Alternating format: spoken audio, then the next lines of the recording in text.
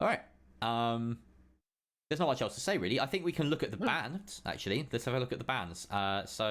Because I do see we have Chalet already locked in the lobby, and it does seem that's going to be our map as well for this best of one. We'll do a slow scroll through the ban phase just to make it look curious, nice. where were Chalet or no Consulate was banned as second. Where was Nighthaven banned fourth on the list? Yeah. Unfortunately, City State Punk seem to be banning both of them. I really can't blame them at the end of the day. Like, I really do hope that we get to see these two new maps played super early on into stage 2, because I can only imagine just how much these have been scrimmed out in the background in preparation for the start of stage 2 across all regions. I don't even know if it's actually been played yet, like in the Japan or Southeast Asia League just yet, which, if I'm not mistaken, they've both technically gone live today as well with their opening play days. Mm-hmm. So, I mean, interesting time for Siege right now. First proper, shuffle of maps that we've seen in too long. Yeah, I feel like there should be new maps every stage, honestly. I don't know why it takes them so long to chuck them in and out. Yeah. I'm so glad to see some new maps. It's a shame that we don't have Villa and Theme. I think they were both good maps that we honestly should have seen some other ones go, like Cafe and maybe Border. But there's reasons to have those kinds of maps in the pool, and I can understand if you're introducing maps like Nighthaven Labs, like Consulate, why you would want to get rid of say the bigger maps like Villa and Theme Park, as opposed to these more kind of constricted ones like Cafe and like Cafe and Border, for instance. It feels more like for like in a sense. Yeah, that's fair. I would love for someone, if anyone has time, who's watching, to go through every single match here and tell me if someone's played Nighthaven Labs or Consulate yet. We need to find out. I wouldn't be surprised. I mean, we do have a lot of matches today, a crap ton of matches that we have to go through. So I think at some certain point, somebody must have played it at least once. If not in the first, what are we on right now? Round number 4 of the bracket? Yeah. Or, yeah. Unfortunately, I've gone into this page, which I thought might show the things, but they don't. I've just realised that our game has started as well. So let's head on over to that. I've just been knee-deep in stats. Here we go. All right, so we have our bans coming through, and it is Chalet, as mentioned. SSP opting to take us there, right? Yeah, and Toxic Monkey is going for the defense. So bans come through, and makes a lot of sense. What we see is that that is Maverick and Fenrir ban from SSP, so same as last time, but a Ying and Solace ban from Toxic Monkeys, two operators that were in play in that last game, so it could be a very different looking Chalet potentially. Yeah, because SSP, they were big fans of using the Ying just a little bit earlier in their previous match versus the ex-M&M Academy roster. While we didn't exactly see the Ying get massive amounts of value, because the Ying was often one of the first 2 operators to actually fall down and get knocked out, completely eliminated off the playing field. The rest of the bans, they're basically just, I don't want to say target bans, but it just makes a lot of sense. Solus as well, you gotta get her gone. Yeah, get her gone. What is in that cup? It looked like there was like baby cherry tomatoes or something inside of that wine glass, or grapes or something, I don't know. I didn't spot it. That painting. Nanos was just highlighting some of the artwork that's all over Chalet. Yeah. I had to do a quiz as part of some content for the Rainbow Rumble, and it involved identifying maps based on very, very zoomed in pictures of them, and the artwork really threw me off quite a lot. There was some artwork on Cafe, and then after that they showed us Cafe again for a 3rd round, and I was like, bank, Villa, I don't know, and eventually I got that it was Cafe again. But it was very mean, and so I try and pay attention to the artwork that's not. I mean, you should, because obviously, you've gotta, I guess, improve your Siege GeoGuessr record just a little bit better. Yeah. And now, especially with FreeCam, I mean, the possibilities are endless for playing GeoGuessr with Siege. There's a lot of clutter that we have to brush up on. Well, we see SSP taking their time so far. I really just want to keep an eye on JJ, to be honest, because I feel like he is the ignition switch for this team. But if JJ's the ignition switch, then Emission is the Nitros, I guess. That is a clean entry coming out onto Chi-Chi. Clean entry. I mean, you're taking the analogy a little bit too far. I would definitely say that right now they've already, you know, shifted into clutch and they've definitely gone over into first gear, but they're not yet in race mode, you know. First RCXD comes on through, and it is not going to find a connection onto Poker, but top floor has already fallen, and Emission's going to double up. He's going to find a second onto Poker as well. And now Toxic Monkeys, they've basically been relegated to playing from just down below. Nyx is on that Ivy staircase, the bottom side of which, directly above JJ. And eventually he might be cleared out. Another set of phone calls coming on through. So now they should have a relatively good idea as to where these last three guys are left over. But somehow it's gone horribly awry. Nyx actually finds not one, but a down as well onto JJ. And the Patriotic Frog being a problem on this top floor as well, being flanked. But now Shugeki from inside the site will take down one, and it's really fallen apart here for SSP. They just lost track of everyone. React is trying to hold that flanking Valkyrie at bay while still trying to pick players off from beneath. Patriotic Frog runs out to get the angle from the balcony window. Takes out Rolo. Beautiful bit of movement there from the froggy fella over here. Reaxis now in a 1 versus 3, but can he deal with this amphibious threat? No. Nyx ducking and finding his way into Mudroom for the time being, but Frog will get squashed underfoot of Reaxis. 1 versus 2, 25 seconds left, and it's certainly a winnable situation, but these toxic gas canisters are impeding his movement. Only half HP. He can't afford to tank a load of damage. That bulletproof camera is going to tell exactly where he is. The toxic gas canister comes out, and Nyx has the cross. Beautiful little hold there. Great reactive movements from the whole of Toxic Monkeys in the mid-round to call that one back.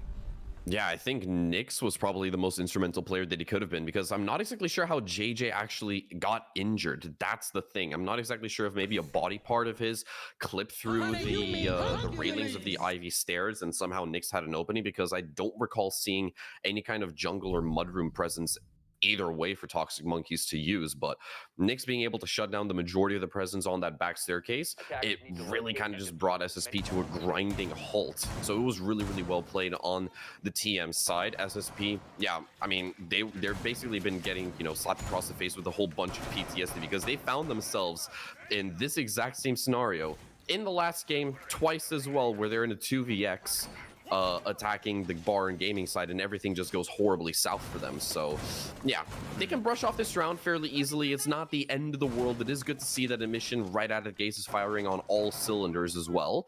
Definitely, at the very least in that opening round, the glue that held SSP together. We also know that SSP a mean defensive side on Chalet, right? After that last game, 4 with no response from a good side and a well-practiced Chalet side in Basmati, the XM&M Academy. So that really does say to me that SSP have got their defenses on lock here. No need to panic just yet. And Toxic Monkeys have put up a good fight for this first round. So let's keep an eye on them, particularly Patriotic Frog and Nyx, who definitely made a big impact in that last round. Rolo being guided in this bottom floor, or middle floor, I should say. Skirting through bar. Bit of face checking going on, it has to be said. We hear that Selma charge go out on the top floor as well. Toxic Monkey is happy to sit back, it seems, on this master bedroom defense. Yeah. No cause for alarm on the side of Toxic Monkeys just yet. They're happy to just kick it back. Wait for a little bit of contact to come on through, and SSP obviously tasked with clearing as much as humanly possible. And yeah, I have to give credit where it is due. Rolo has already built up a whole bunch of progress and has basically cleared out all of Mez. So the Selmas can now start to come on through. Sneaks can start to breach that open, and at the very least give them one available beachhead. Obviously those Goyo canisters, they will be a little bit of an issue, but in due time they will be dealt with. There's no foot level holes open on that single wall into the default plant spot. Emission will take out Nyx. I mentioned that wall because often that is the route to denying a default plant, but these Goyo canisters will potentially make a difference. But Snakes has seen this opportunity and he's just going to take it. There's no one able to watch him from range, but they do lose a lot of bodies as the guns come alive here. The flank from Poker Lily on that bottom floor making a big difference. He may have got the plant down, but he has to do something brilliant here in this post-plant, Snakes. I don't know if he can hold on to this. They already know where he is. He's isolated, but they line up for him. The stars, Oh, it's beautiful to look at. It's just absolutely beautiful, and I'm at a loss for words right now. Frog is DBNO, and Chi-Chi, he does get the last swing. He does have the last say in the conversation, and he does take down Sneaks. A valiant effort, but no. It wasn't meant to be. Defenders win. I'm not sure what happened. Thank you for the follow. I'm not sure what happened to SSP there. I've got to be honest. They got gutted. They got completely gutted in the transition to post-plant. Absolutely mullered. There was a flank definitely up the snowmobile stairs. I feel as though there may have been an aggressive push out of piano that for some reason I didn't clock or something. I don't know how they got that many kills. I just don't know how they got that many kills in the transition. I don't know either, because there was the Frost that somehow managed to pick up a kill. I think somewhere on the Solarium side, potentially like the bathroom balcony. We obviously saw one of the SSP members try to push their way in through K9 into the office. They fell. There was a player that was somewhere inside a fireplace, somewhere in Mez library. I don't know exactly where, but in the blink of an eye, you know, that kill feed just turned orange, and it basically seemed as if all hope was lost for SSP. But yeah, I'll be damned. Sneaksy definitely gave it a really, really good try right there towards the very, very end. Sad that he couldn't actually, you know, confirm the down player and then potentially also shut down Chi-Chi towards the very end. But he was just pixels away from nailing the final headshot. So it's uncommon to see master bedroom defenses nowadays, right? It's definitely fallen off in favor. You usually see kitchen over master because it has all of the strengths of a master bedroom defense, but then the ability to fall back further, for instance. Yes. That right there is one of the strangest holds of master I've seen in a while. Just having the one soft wall to try and invite the plant, I suppose. Maybe that was the game plan all along from Toxic Monkeys. You know, they got the kills during the execute. They knew that at least there was an opening to find the frags and played for kills rather than playing for you know, a counter defuse or anything. They had to get the counter defuse eventually, but that was a fraggy setup and a fraggy game, a fraggy round. Oh my, that's dirty. Tasty. Takes out a mission. That's quite a skull to add to your tally, and 4 versus 5 now for SSP. Yeah. I mean, you've taken out the most consistent player in the opening 3 rounds so far.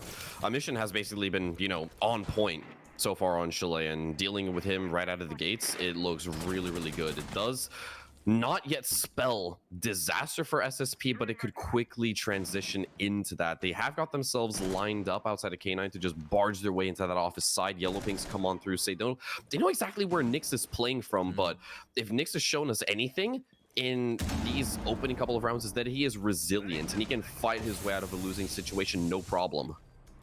Chi-Chi taken down there. I was wondering if Rolo would try and get into position to up-nade the player that they were yellow pinging. JJ hops in straight into a pog mat, but the diffuser is going down under the cover of Rolo, but there is a player above in the Ella, but he can't deny it. Unfortunately, Patriotic Frog just doesn't have the angles prepped, and now the vertical retake has to come through. Nyx takes out Sneaks though, and with JJF5 already downed in that pog mat, it is a 1 versus 3 post plant yet again for the attacking side of SSP. Great start by Rolo, taking down Shigeki on the Astro stairs. Has to hold against 2 now, and these proxy alarms are buzzing endlessly because of course that is JJF5. So just unrivaled amounts of tension building up in the ears of Rolo. Has to whip out the pistol, takes down Nyx, and now it's all up to Rolo in the 1 versus 1. Patriotic Frog, 7 seconds left. Surely he's done it. He's done enough here. Patriotic Frog can't get the kill and the defuse. Does get the down onto Rolo. Will secure it, but that is a round going the way of SSP. Absolute chaos, and I'm going to get some sort of PTSD back to this round because of all the beeping. Jesus Christ. Yeah, no, that was bad. That was so bad. Just the proxy alarm going off non-stop. It's like having a fever dream in the morning where you're kind of like vibing in your own head to your alarm as it's going off, but it just doesn't want to stop. Yeah, that was what it felt like. Yeah, but serious question. Do you think SSP they're trying to force these premature executions a little bit too much? I don't know. Yeah, I think you've got it there because I mean, that just about made it. That was a real... Exactly. They shouldn't have won that round. Kerfuffle. They probably shouldn't have won that round. Getting the plant down obviously made the difference, right? Committing to that and making sure that it went down. Because in the end, it was a win based on time from the diffuser. So... yeah. Rolo did exactly what he needed to as well. Winning those fights within the site was incredible. But it has to be said that TxM's retake was a bit of a shambles, right? You had 3 players up, and one of them goes down Astro Stairs alone. I think the other 2 are still hunting for frags from above at that point. And then the remaining 2 split up to try and pinch on the last player. I can understand the call there, perhaps, but just coordinate it a little better, and I think you've got an easier round there, TxM. That really should have been theirs. Yeah, hot take. What I'm going to say right now is TxM, it doesn't seem as if they can revel in chaos the same way that SSP did, because that last round was a really, really good example of them not knowing how to deal with the premature plants. But the previous round was even worse, because that's when Sneaks was able to get himself his own lineup as well. And he brought it down from a 1v4 into a technical 1v1. Sure, TxM, they eventually walked away with the round, but still, it doesn't seem as if TxM, they can really keep their heads cool in that kind of post plans. We just saw 2 really good examples of it happening. They only walked away with 1 of the 2 rounds, but I mean, shit, we're only 3 rounds in. There's still plenty of Siege left to be played. I'm also a little bit concerned that we're heading back over to this side of the side of the map, because TxM have struggled to prevent plants going down specifically around this out in site, the open, right? Out in the open, anywhere, you know, whether it's on the top floor or the bottom floor, plants have gone down the past 2 rounds against TxM, and usually that spells a loss. But you know, despite that, they've been somewhat in control of both of those rounds at different points. I just think that when you have the option of going to bar, when you have the option of going down to wine cellar, why not? You know, it's very strange, and this is going to be a game of Chalet that plays out very differently to the last one, purely because of site selection. Yeah, exactly. I mean, I don't know if TxM will actually opt to visit some of those sites later on, but we'll have to wait and see. A mission, he basically just gets dumpstered. A crossfire, 3 players established inside of West Main, and a very ill-advised push coming out from one of the star players of this SSP side. The rest of the crew, they're basically lined up outside of B. They were willing to just barge their way on through and get this plant already in motion. They were banking on a mission, either holding on to West Main or finding one frag to open up this exec, but it didn't bear any fruit. Sneaks missing out on an opportunity there, but JJ will find it in response. Poker Lily taking down JJ, though. The SMGs, both 12 and 11, singing true for both sides. Sneaks trying to get a plant down once again. There is vertical control, but again, it looks like it is not enough. Reactis takes out Nyx on the top floor as that hold works wonders, and the cross from Rolo is good for a double. Beautiful post plant so far, but Patriotic Frog wins the refrag on the top floor. Now, once again, Frog versus Rolo in a 1v1 in a post plant, opening up that hatch, but he doesn't expect Rolo to have relocated so far away from the site. Classic Rolo move. Post plants on Chalet are his forte. He's done this for 10 star. He's doing it for SSP, and now that's another round that Rolo can add to his collection. Yeah, and another one that the side of SSP can add to theirs, then that will tie up the scoreline, so it's all even Steven right now. This time, I mean, we're seeing a little bit of a positive trend actually come on through from the side of SSP. Their plans are just getting a little bit better, a little bit more consistent with each attempt so far, but still, it is that transition from the actual plant going down to the post plant that looks very, very sketchy at times. And they almost got it just right over there, but they still went into it not with a man advantage. That is, I don't know if we're actually going to see SSP enter a post plant with a man advantage at any certain point. It just doesn't seem like it's really, you know, meant to be, but we'll have to wait and see. Well, there have been too many plants for my liking anyway. TxM are allowing it to go down too frequently, especially when, you know, they're banking on having vertical control, they're banking on having all these different forms of denial. We've seen Goyo canisters, we've had C4s in the lineups, and they're just not coming out. You know, it's not making enough of a difference. Nice spot of the backlight cam there from Nanos, and this is a good view that we can see of it. I like that. Yeah. You can go up to it and then turn around and see exactly what's going on, what the Valkyrie can see. Yeah. It's one of the best things, because in the classic bird's eye view, you can't really, you know, get your eyes as a spectator on some kind of hidden piece of utility. The only time you can actually do that, you have to hope that somebody looks at it in first person. Now we can just go and like search for whatever's basically, you know, out and about in the map, like an Easter egg hunt. And Poker Lily, unfortunately, Seems to be the recipient of that Eco hunt at the start of the round. Gobbled up, but he does drop down. Oh no! Beautiful! Best use of a Florist drone I've seen in a long time. Securing the down onto Poker Lily. Omission with one of the best entry frags I've seen in a long time. Patriotic Frog knew he had to get the revive. In the moment he saw that RCXD come on through, it's like, yup, dude, I'm out. I'm bouncing. You are as good as dead. And now JJ5 is going to entry on himself into that office and just take control of Piano and try to apply a little bit more lateral pressure towards some of the Ivy players because they have yet to flush out all of the library side. But I feel as if, you know, storm is brewing and eventually Toxic Monkeys might be left hung out to dry. Yeah, they know someone's on that Ivy side as well. Those Dokkaebi calls making a big difference. A C4, it sounds like, goes out to take out Sneaks and secured with the toxic gas canister, so no Bs for the remainder of this round. Nick's still playing on the top of this Ivy stairs. He is the Wamayan, has a number of discs to his name up on those rafters you can see above him. Chi-Chi in support as well, playing a little bit further away from things. In fact, he's at the bottom of these stairs while you've got the Valkyrie at the top, so it's really only Shugeki holding down the fort on the site right now. JJ hoping that someone will peek his way, sends out the last of those logic bombs to ring out the locations of the attackers, hops on in but isn't expecting the human Frostman of Chi-Chi the Frost herself to deal the damage. Again, refrag from Chi-Chi, a triple on the round for the Frost, doing excellent bits.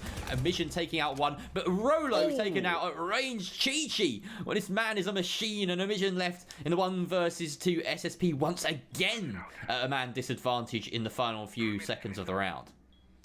Yeah, it doesn't look good, but Emission certainly has plenty of time to play with. He's actually willing to go through a plant instead, and he's inches, moments away from actually just confirming this, and now he's successfully converted it. Post-plant time, but it's a 2v1. SSP don't look all that great. In Emission, he does already have Chi-Chi sent, but where is Nyx coming on from? That's the question that he needs to ask himself. He's very much tunnel vision looking towards his hatch, and he doesn't realize that Chi-Chi's already behind him. Swing on through, but no contact found just yet. It gets scrappy, and Nyx will claim a mission towards the very end of all things, and with enough time left over the defuse, the counter defuse, no issue whatsoever. Toxic Monkeys, they take the lead on Chalet.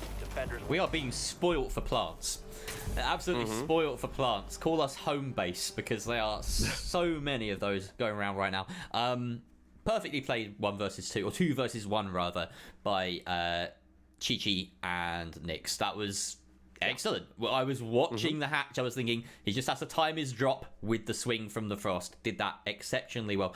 There was a moment where he thought maybe Emission's hopped out the window, and looking back on it, with the benefit of hindsight, that was possibly the play for Emission to make. He got himself trapped, essentially, in that room, stuck between the rock of Nyx and the hard place of Chi-Chi. And once you create that disadvantage for yourself, it's an uphill struggle. Emission, I think, if he'd hopped out the window there, had a few more options to play with. Maybe. I didn't quite see exactly. Oh yeah, no, the plant went down in front of the chassis. So my only question is, if he would have hopped out the window, would he still have a line of sight onto the case? I think he would have, because it's a very, very tight angle. It's only a pool table, right? Oh wait, was the bomb was on the chassis? I thought the bomb was. It was like in between the chassis and the pool table. It was in between the chassis and the pool table. Yeah. I think, to be fair, you've got the angle might not because work. you've got that metal barrier. There's two things. Either they try and defuse it from closer to the pool table, in which case you've got the angle from the window, or from the opposite end, or which you don't have the angle. If they tuck around the chassis, you can drone hole kill them, right? Maybe. I think you might be right. So yeah, there's options. I think the problem was time. He didn't think he had enough time to get out of the door, out of the window. He knew that one was above and thought, if I hop out the window, I'm just going to be taken out straight away. Ooh, this is a money Twitch drone. Yeah. big payoff. Well, the third And the thing is, it also doesn't get blown up. Now, eventually, it will get taken out of commission, but it's already taking care of 3 Goyo canisters. That is bang for buck coming out from the Twitch drone. And a mission, he immediately blows up Patriotic Frog. So you've dealt with the Goyo and all of his util in roughly 60 seconds. It's off to a brilliant start so far for SSP, and a mission is starting to work his way towards that bathroom side. Poker Lily has an available run out if he wants to deal with a mission. I don't think anyone's on the roof to actually try to cut him off, though. No one's. He can go for a run out if he wants to. Neeks once again trying to get this diffuser down, and with those Goyo canisters clear, there should be no denial in sight. All of the kills come through from the attackers of SSP. Wow. That was over before it started, Toodles. Yeah, no chance in hell whatsoever for Toxic Monkeys. They looked lost. Yeah. They genuinely looked lost in that round. And that was, I believe, the 5th plant in 6 rounds. 6 rounds. Yes. We didn't see a plant the first round, the first attack of Bar. Since then, a plant every single round. 3 of those converted, but 2 of them denied by Toxic Monkeys. And that's given us a 3-3 split, which is honestly not too bad for either team. Not too bad at all. And SSP, immediately, they want to go downstairs into the basement to kick things off. Yeah. Finally, after 6 rounds, I definitely would have thought that we could have seen this bomb site at least once. But yeah, Toxic Monkeys with their own game plan, they don't really. It's not really part of their rotation. Completely fine with that as well. But yeah, we're gonna slowly start to go back to a little bit of normality right now. The thing is, we've been here before. Not an hour ago. A 3-3 split between SSP and Basmati. Yes. After SSP's attacking half.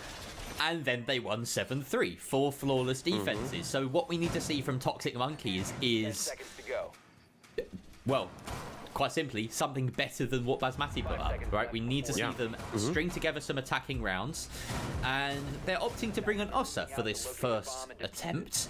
I like to see it. Fuse as well. Maybe we'll get to see the new interaction between the 2 operators that is available for our lovely operators. But I mean, honestly, Fuse is a great pick here anyway. We saw it on the last game too. Being able to breach open pretty much the entirety of the site from above, and also cause problems for anyone that's attempting to bandit trick. We don't have a bandit on the side of SSP right now. We do have a Cade though, so there may be some attempts at trickery. Not as likely though. I think because the last time that we saw SSP defend this in particular in the last game versus Basmati, they placed both of their Kaid Electroclaws towards the wine breaches instead. So your boiler and your main wine wall on top of that. They weren't really interested. They would in actually placing those Electroclaws by the snowmobile side. They were essentially offering those up for free. And, well, JJ just also offered himself up for free. He is the first player to fall on the defensive side. Not all too great for a start. Not all too common either. I feel like stop the presses right now. JJ has lost an entry engagement, you know?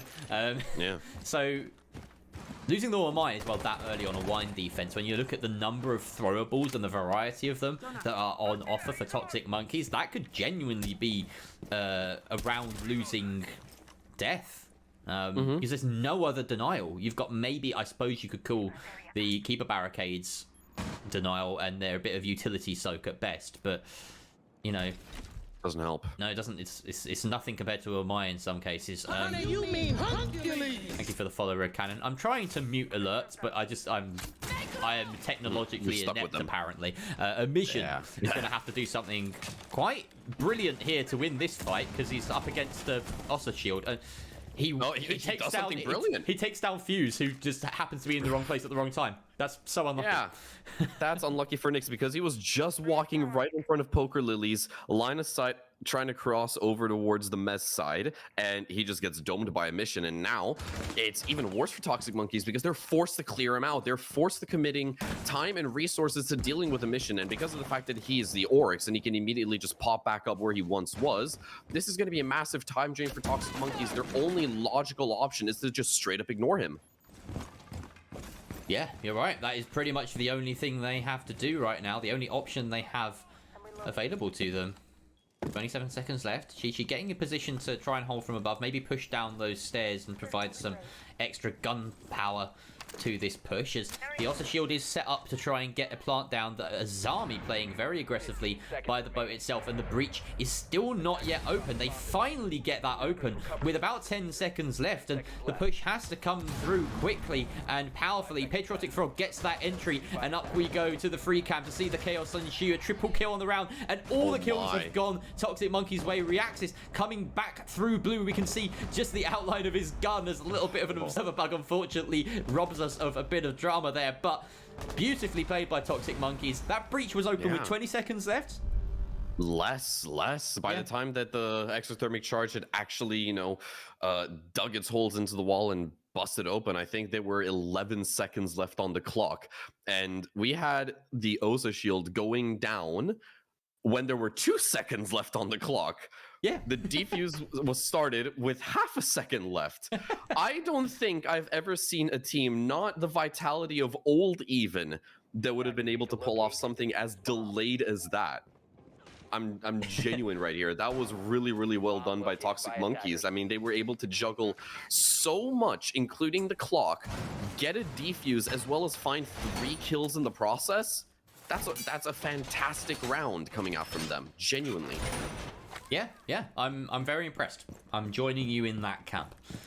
So SSP are gonna try again, because why not? If you don't lose your Wamai at the very start, maybe that round goes slightly differently, just in terms of having the extra body. I'm wrong. It's not the same site. It is Bar, but they are, you know, gonna try again, defending at least. You know, it's always trying again. This game is a series of trying again over 4-minute intervals, over and over and over again.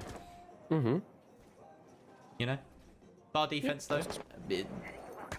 I can't see anything unusual about this Bar defense. This is the same Bar defense that we've seen for 3 years now, or however long Challe's been in the pool. It hasn't. When did it receive its rework? I think 2 years ago it got its rework. Yeah, feels like 2. I think a little under 2 years probably, but yeah. The attack though. We have Capital, Grim, and Lion. Spicy. Just stand still, Fivehead. Like, what do you do if you get caught by any number of these pieces of utility in the wrong place as a defender? There's not much. I mean, you say your prayers. Is what you do. Yeah, exactly. It's just Operation Chimera all over again. That's really all you can do. Just stand still and wait. Speaking of which, like, back in the day during year 3, those were the most boring rounds to watch of Siege when every team was just playing Clubhouse. It was nothing but basement defenses, and that's all you could win because there was a Lion in play all the time. Close little nade nearly disposes of a mission. Somehow he still keeps his life in tow, but the first Lion scan comes on through, and the intel is right on the money. Poker Lily finally gets himself his name on the kill feed. A mission down for the count.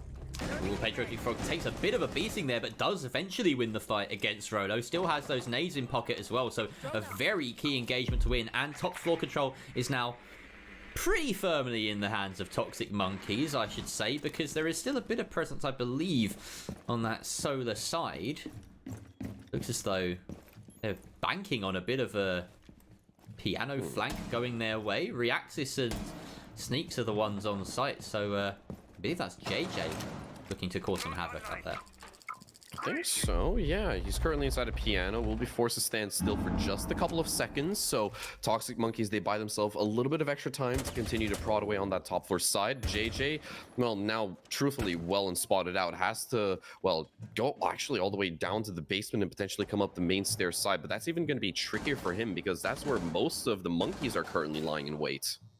Yeah, now that drone network is somewhat dismantled, there are 3 drones out for Toxic Monkeys. It might be a bit hard to keep track of JJ. I don't know if he knows the freedom that may be afforded to him. He does take some shots up towards these stairs, but can't connect with any of them. Even the yellow ping's not helping him out enough. Shugeki, a bit preoccupied with the utility there, and he loses the fight, but there is a response, and SSP take down 2 more. Reaxis doing bits on the site. Sneaks and Reaxis hold the crossfire on site, and the bodies of Toxic Monkeys just pile into the meat grinder.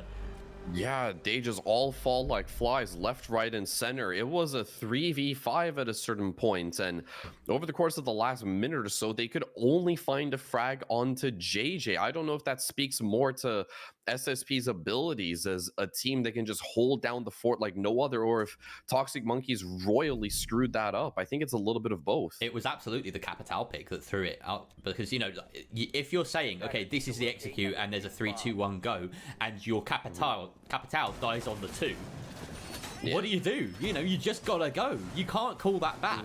And no, that will, you know, honestly, just not having a good enough lock on JJ really made the difference there. He only got 1 kill and then was immediately refragged in that execute, but he was the difference maker. He made the play that threw Toxic Monkeys completely into the meat grinder, like I said. Yeah, there was also, surprisingly enough, no one on the side of Toxic Monkeys around that jungle side to actually contest the Valkyrie, who I believe was, Reaxis in the very last round. No one inside of the main fireplace, so they gave Reaxis a little bit too much freedom to play from the doorway next to the jukebox and establish a crossfire. I think that was also a very key issue, because you had 2, if not 3 players funnel in through the main door and 1 drop through the hatch, and they were just easily gobbled up. Keep your eyes peeled, guys.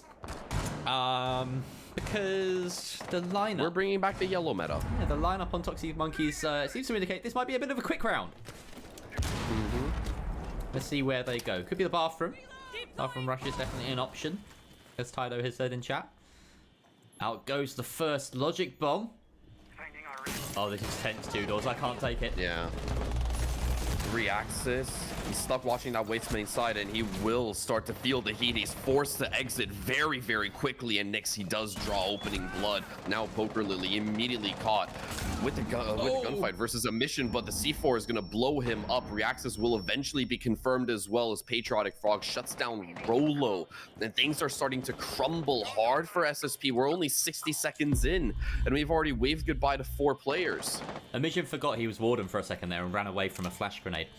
But as unfortunate, he could have gotten a free kill. Walks into the crossfire from Mudroom as Patriotic Frog will take him down. JJF5 does take out Shugeki, but it's a 1 versus 3. Thankfully for JJ, the diffuser has been spilled during the chaos. So Toxic Monkeys will have to take a moment to reset. Although, to be honest, for Toxic Monkeys, that could be a blessing in disguise. Just force them to slow down for a second, force them to reassess the situation, locate JJ, see where the opening is, buddy up, use the 1:30, plenty of time at your disposal to find the best way into sight. That's not it. But Chi-Chi takes him down anyway. Very close there. At least they were quick enough to respond, quick enough to stack and just get themselves that quick little trade towards the very end. But I was also starting to feel just a little bit scared the moment that I saw that first frag, because, you know, we've been watching JJ for years. We've been watching him when he participated in Bull and Yukon, basically just a little bit everywhere over, you know, all of Europe. And you know what's one main takeaway that I've had watching him is that he's a very, very cracked player, dude. He is a little bit scary sometimes in a 1v3. Luckily enough for Toxic Monkeys, they didn't have to deal with that version of JJ, but they still maintain a lead. 1 round gap so far. Very, very easy for SSP to potentially close this off, but I feel like we might be heading towards an OT situation. That's kind of what this game of Chalet is screaming at me so far. Yeah, it's absolutely on the cards, right? Because we know that SSP have a good few defenses in them. And Toxic Monkeys won that one off the back of a rush, which you always have to chalk as an anomaly, right? You can't say that that's going to work every time. But you know, just the way they've been playing, they've been impressive as well. I think that they could definitely take it to overtime. They just need that 6th round. I mean, you know, they could win it in regulation. They're playing that well. We've got ourselves, what's this, a bar? No, wine defense right now. So, again, Ossa, Fuse, Thermite. Are we going to see another Vitality execute? I mean, I would love to see it, because the entertainment factor that round in particular provided was just genuinely through the roof. But for Toxic Monkeys' own sake, I really do hope that they actually, you know, speed up the ticking boxes off the checklist, you know, just a little bit faster. Just get it done a little bit more within a regularly expected time frame, not leaving the most important part of your strategy to the last 15 seconds. Tydo's literally beaten me to my next color segment. I almost word for word. I was thinking, yeah, they are. I was going to say that, you know, we were talking about cars earlier, and the fact that Toxic, the SSP are like, you know, you've got the ignition switch that is JJ, you've got Nitros that is emission. Toxic Monkeys feels like a hybrid. You know, they can go into sports mode, but they're also a self-charging hybrid. They can go like 0 to 60 in 2 seconds, or they can, you know, cruise gently through the city at a comfortable 20. You know, it's great. It's absolutely the way that you should be playing Siege right now as well. So they're a Prius. They're like a Toyota RAV4, you know, like a big sports utility vehicle. Yeah. That can, like, throw itself down a motorway at, like, 100, 120, whatever it needs to be. Or trundle through a city and pick up the kids after a game of football, you know. They're everything.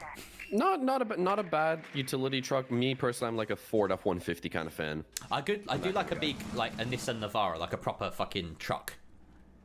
Those are great. Like a big pickup. Those are great as well, yeah. Anyway, not much has happened. Self-charging? They've gone for the, you know, pootling through the city suburbia approach this time around. Okay, why is it that people don't know how to do this properly? Why is it that people don't know how to do the fuse charges on the like? This is messy. Just put them in the same place. A RAM would have been a better facing pick. left, like. I need to draw a picture. I'm going to draw a picture after this game, because this is the second game in a row now. It's a different team that's done it. All right. 30 seconds left, 2 doors. What's going on? Yeah. And, well, now we transition over towards the crackdown of the round. Is Chi-Chi ready for the swing? He was, but Rolo didn't actually commit well enough. The breach will finally get opened up. This time, 10 seconds earlier than the previous one. Osa Shield is going to get lined up outside for some additional cover, but they have yet to flush out Rolo. You cannot charge in there and try to stick a defuse while Rolo is still alive. He finds the first. There's the second. Shugeki down in the dumps as JJ and Ko each find a respective kill each.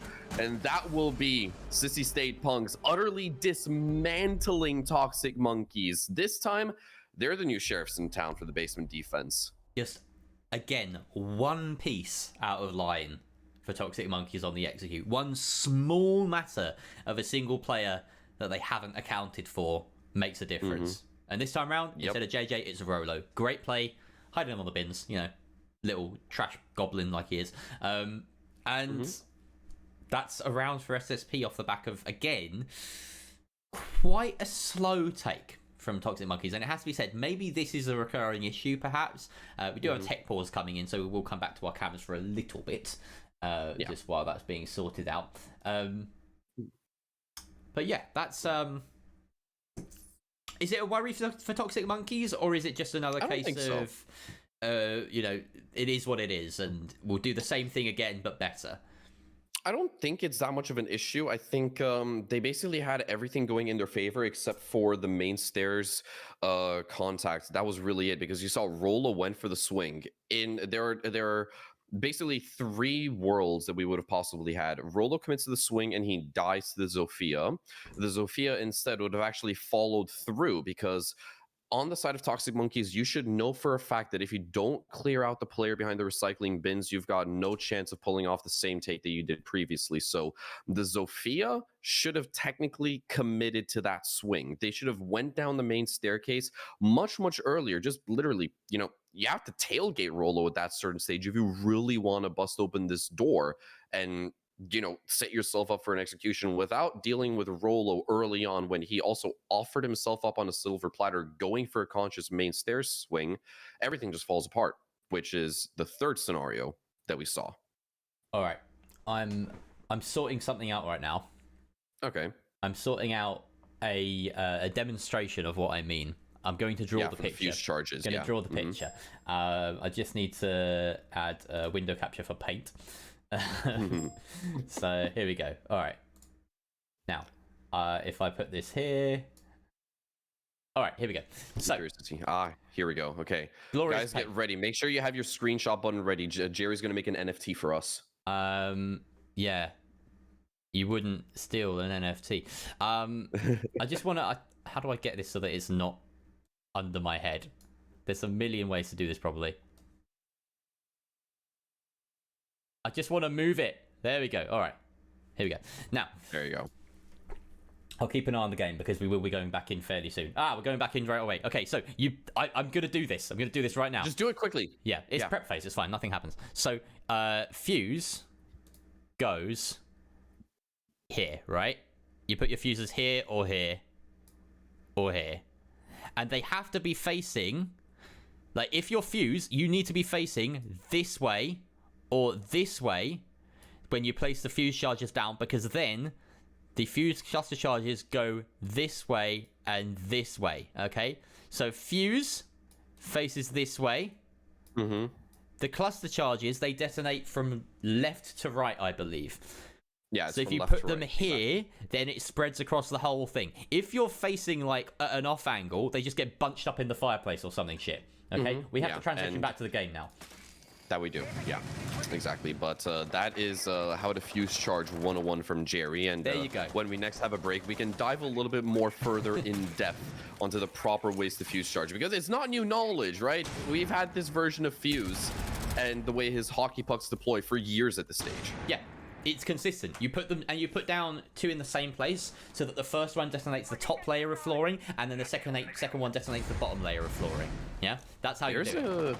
There's a gap in that Azami barrier. It could have been exploited by Nyx, but no one was offering themselves up. He's instead going to go up and melee it instead, and they have got a decent idea as to where Rolo is. He kind of stuck in that closet, and Patriotic Frog is just going to try to run him by, but yeah, it's not great. He does eventually spot out a mission, and unfortunately the trade, it does come on through delayed, however, as Chi-Chi will keep things under wraps for Toxic Monkeys. Ukulele finds one onto JJ as well. Toxic Monkeys doing excellent work. They've found 3 kills to SSP's 1 in the first half of this round, and now it's all up to Reaxis and Snakes, who have bottled up onto the site here. In fact, well, Snakes is there.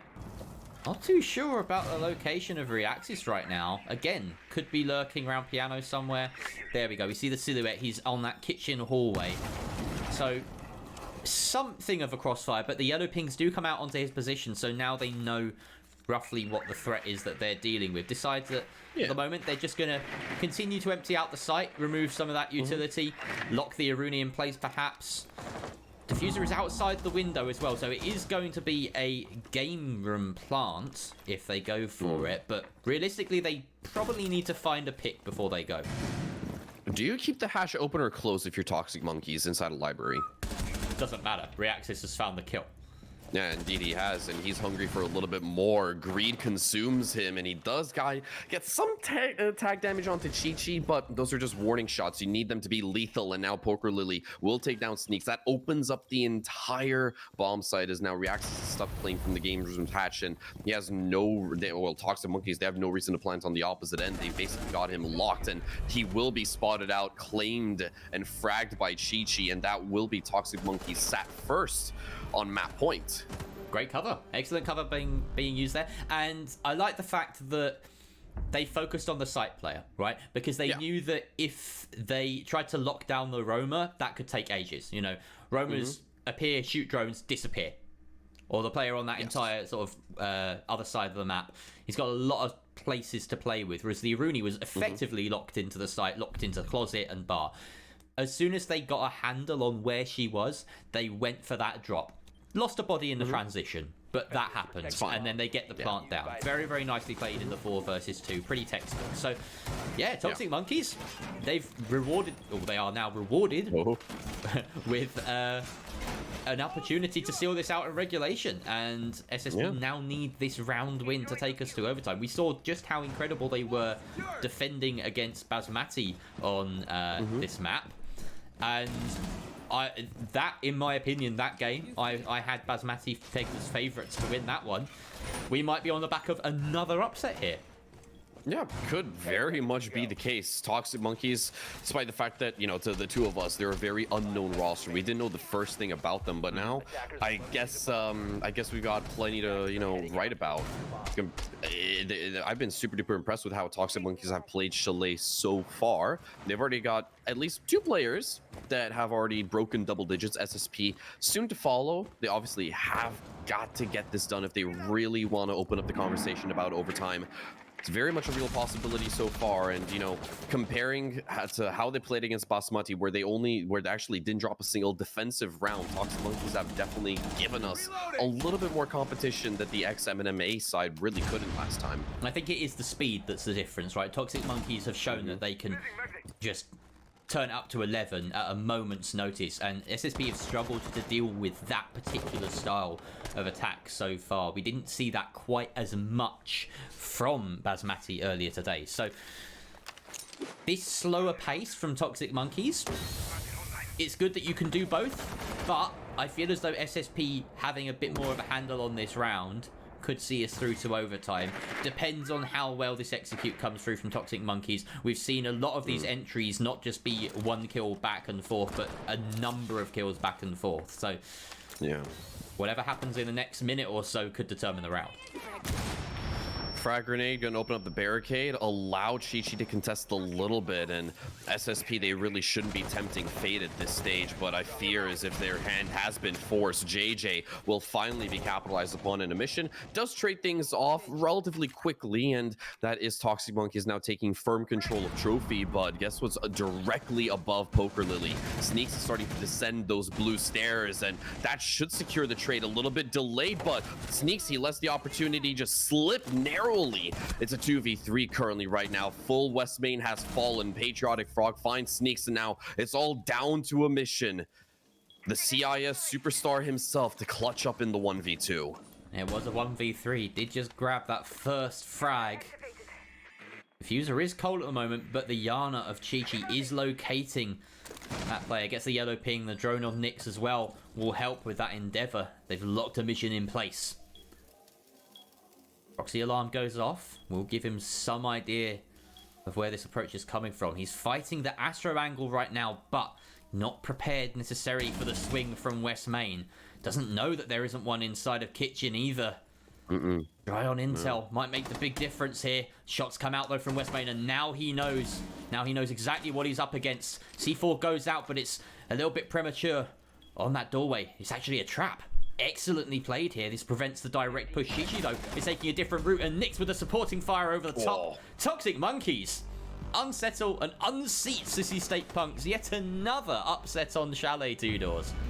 Yeah, what a game coming out from Toxic Monkeys. SSP, they gave it their all, but the devil's in the details. Just a few just small mistakes here and there. They really just cascaded over the Sissy State Punks. They stacked at the end of the day, and despite the fact that we went all 12 rounds of regulation, SSP, they would have needed just a little bit more to potentially force the issue and really give us a better showing on Chalet. But congratulations to Toxic Monkeys. I'm very impressed with this roster so far. Yeah, we said that about SSP after the first game. We were like, they look like they're really on it, but wow, the difference an hour can make. I mean, they weren't playing badly either. It has to be said. They got down 5 plants on their attacking half and somehow only come away with 3 wins. Toxic Monkeys' retake game was excellent. Their ability to change pace was exceptional. And that was... There's not a lot that you can really criticize from Toxic Monkeys, no. I mean, there were a couple of pacing issues in, those basement strategies that we saw with sub 20-second executes. Well, the first time it worked. The second time it was a complete nightmare for them to deal with. But all in all, they played a really, really great match of Siege. The one thing I think that could bite them is letting so many plants go down, right? They're obviously a team that play for kills, right? They are... fully focused on the win con, and they don't necessarily care if a plant goes down because they know that they can refrag, they know that they can get the retake in the transition. Yeah, that's true.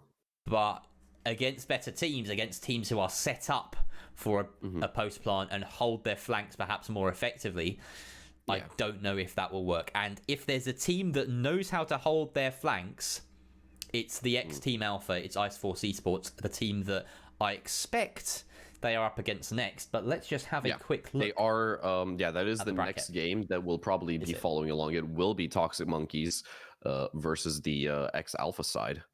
I've gone to the wrong scene because this is paint. Here we go. So it's Toxic Monkeys versus that X Alpha side. Let's just find that I can show your guys. And actually, I think now's a good time to take a whiz through the rest of the bracket as well, just to see how things are going. So, so we just had this game, SSP versus Toxic Monkeys, going the way of Toxic Monkeys. Incredible. Ice Force is the next one. So that would be great. That's what we will stick with. We will try and claim that. So Nanos, if you're there, get on that. I think you may be ahead of me already. Let's have a check.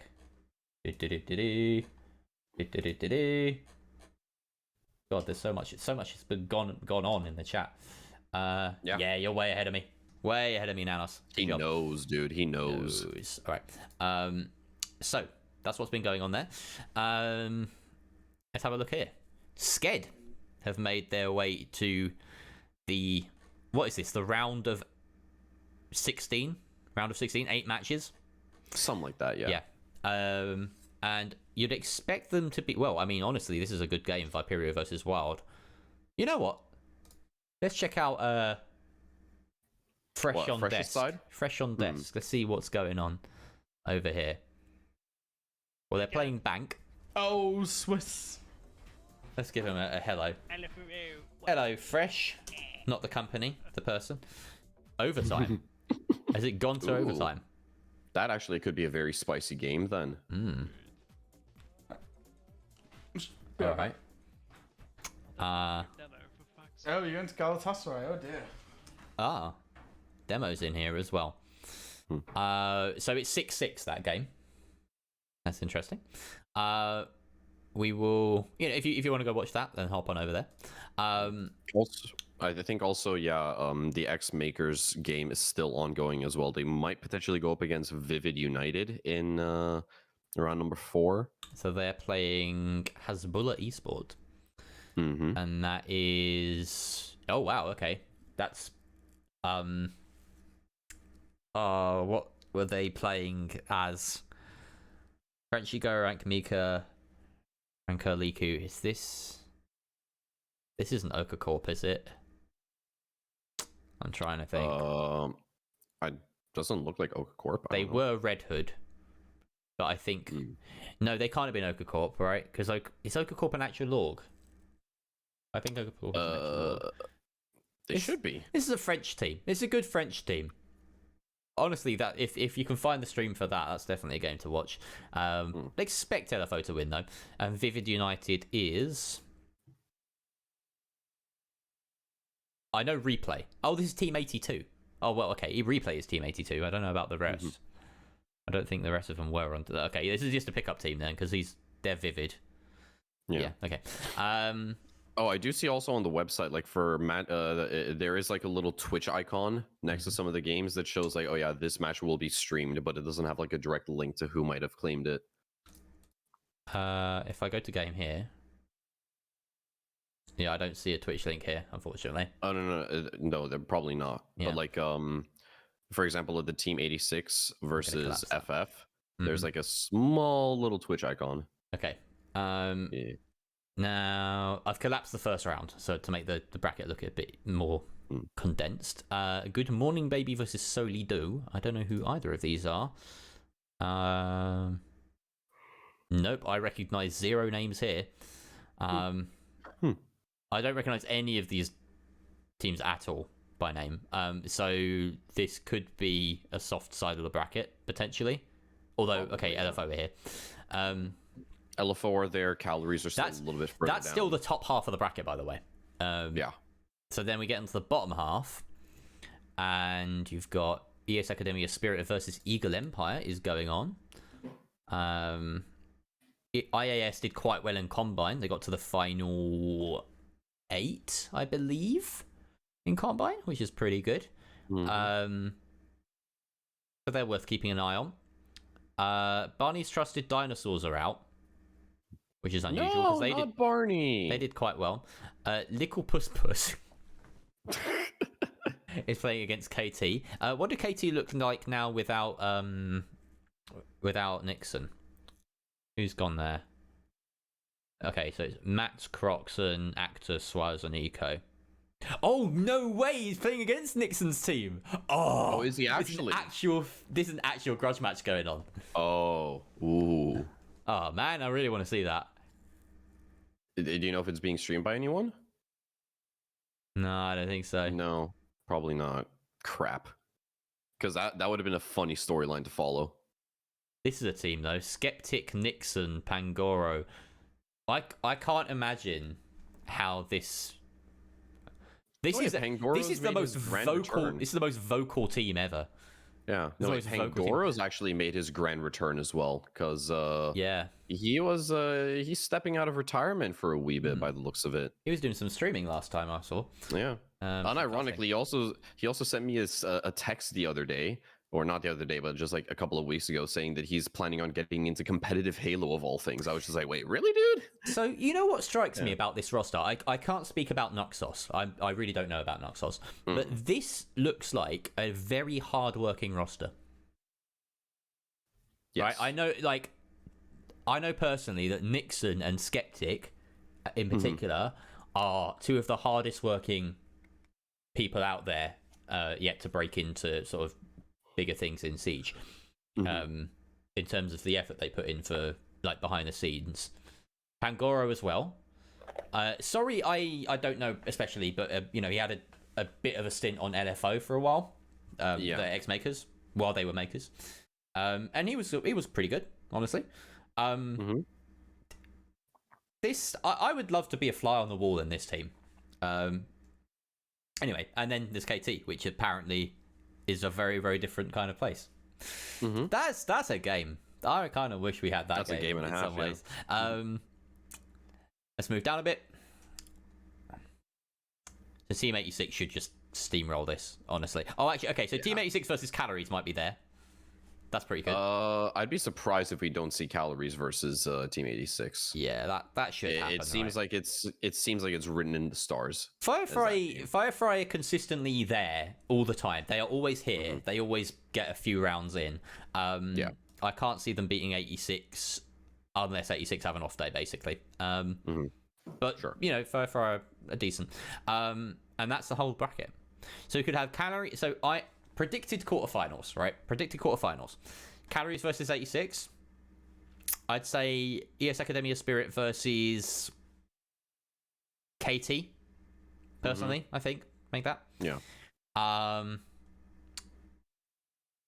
have no fucking clue this bit. Oh, LFO. LFO versus someone. Who are these guys? Yeah, I looked at these guys. I've no clue. And then I don't think I see a name that rings a bell either on. And then up here we've got Sked or Viperio and Wild. Do a double. Let's check back in on Fresh.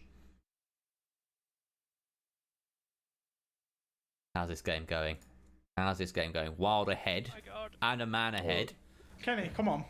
Yeah, it doesn't bode all too well for Viperio. Nah. Hello. I kind of just want to watch the end of this game. Yeah, we can do that. The fuck? I think there's a big voice call going on here. Is it Jackers? Union's in there, definitely. Yeah. Union Jack is in there. Fresh is in there. I can't be asked. Makes it the T1. Starts leaking everything. Oh, maybe not. What's the point? No. Maybe not. Maybe they're just talking about Kenny. I thought Demo was in there earlier as well. I'm confused. All right. Why is Jack 2?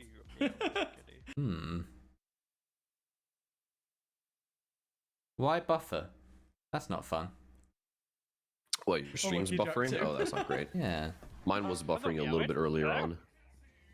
I can give you radio commentary if you want. No, he's on it. He's about to truffle. What the fuck just happened? Why did he get EMP'd? But why was Shed EMP'd? Oh, what? Yeah, no, now mine's frozen as well. God damn it. No, they hear him. Surely some sound. Dude, Strike on the on Wild is actually rocking the shotgun on just game. gonna go That is deal a with shotgun He is. that I have That's a not 6 seen. shot, in and years. he got a kill with it. Yeah, that's a shotgun I haven't I'm seen not trying to be in rude, years, but that bro. was like a really smart play, And that's Viperio knocked out. They're gone. Two ends of the Oh dear. I'm behind, by the way, so that's spoilers. But Yeah. I know. Like, just by watching this round, spectrum fucking just hell, like, Viperio, what's happened? What the fuck are you Wait, doing? what did he do? Goodness, Viperio have had a very, very. Okay, he's got the plant down. Oh my god. No. Yeah, okay, alright, now we got it. No. No. Right, so I don't know Wild, what's get through going that. on. Yeah, dude, I don't know what's going on with Viperio because they've had a very, very rough stage so far. GG's. Alright. So, that's Viperio versus Sked on the other side of this bracket. Oh no, we're gonna clash with Fresh. Oh, no.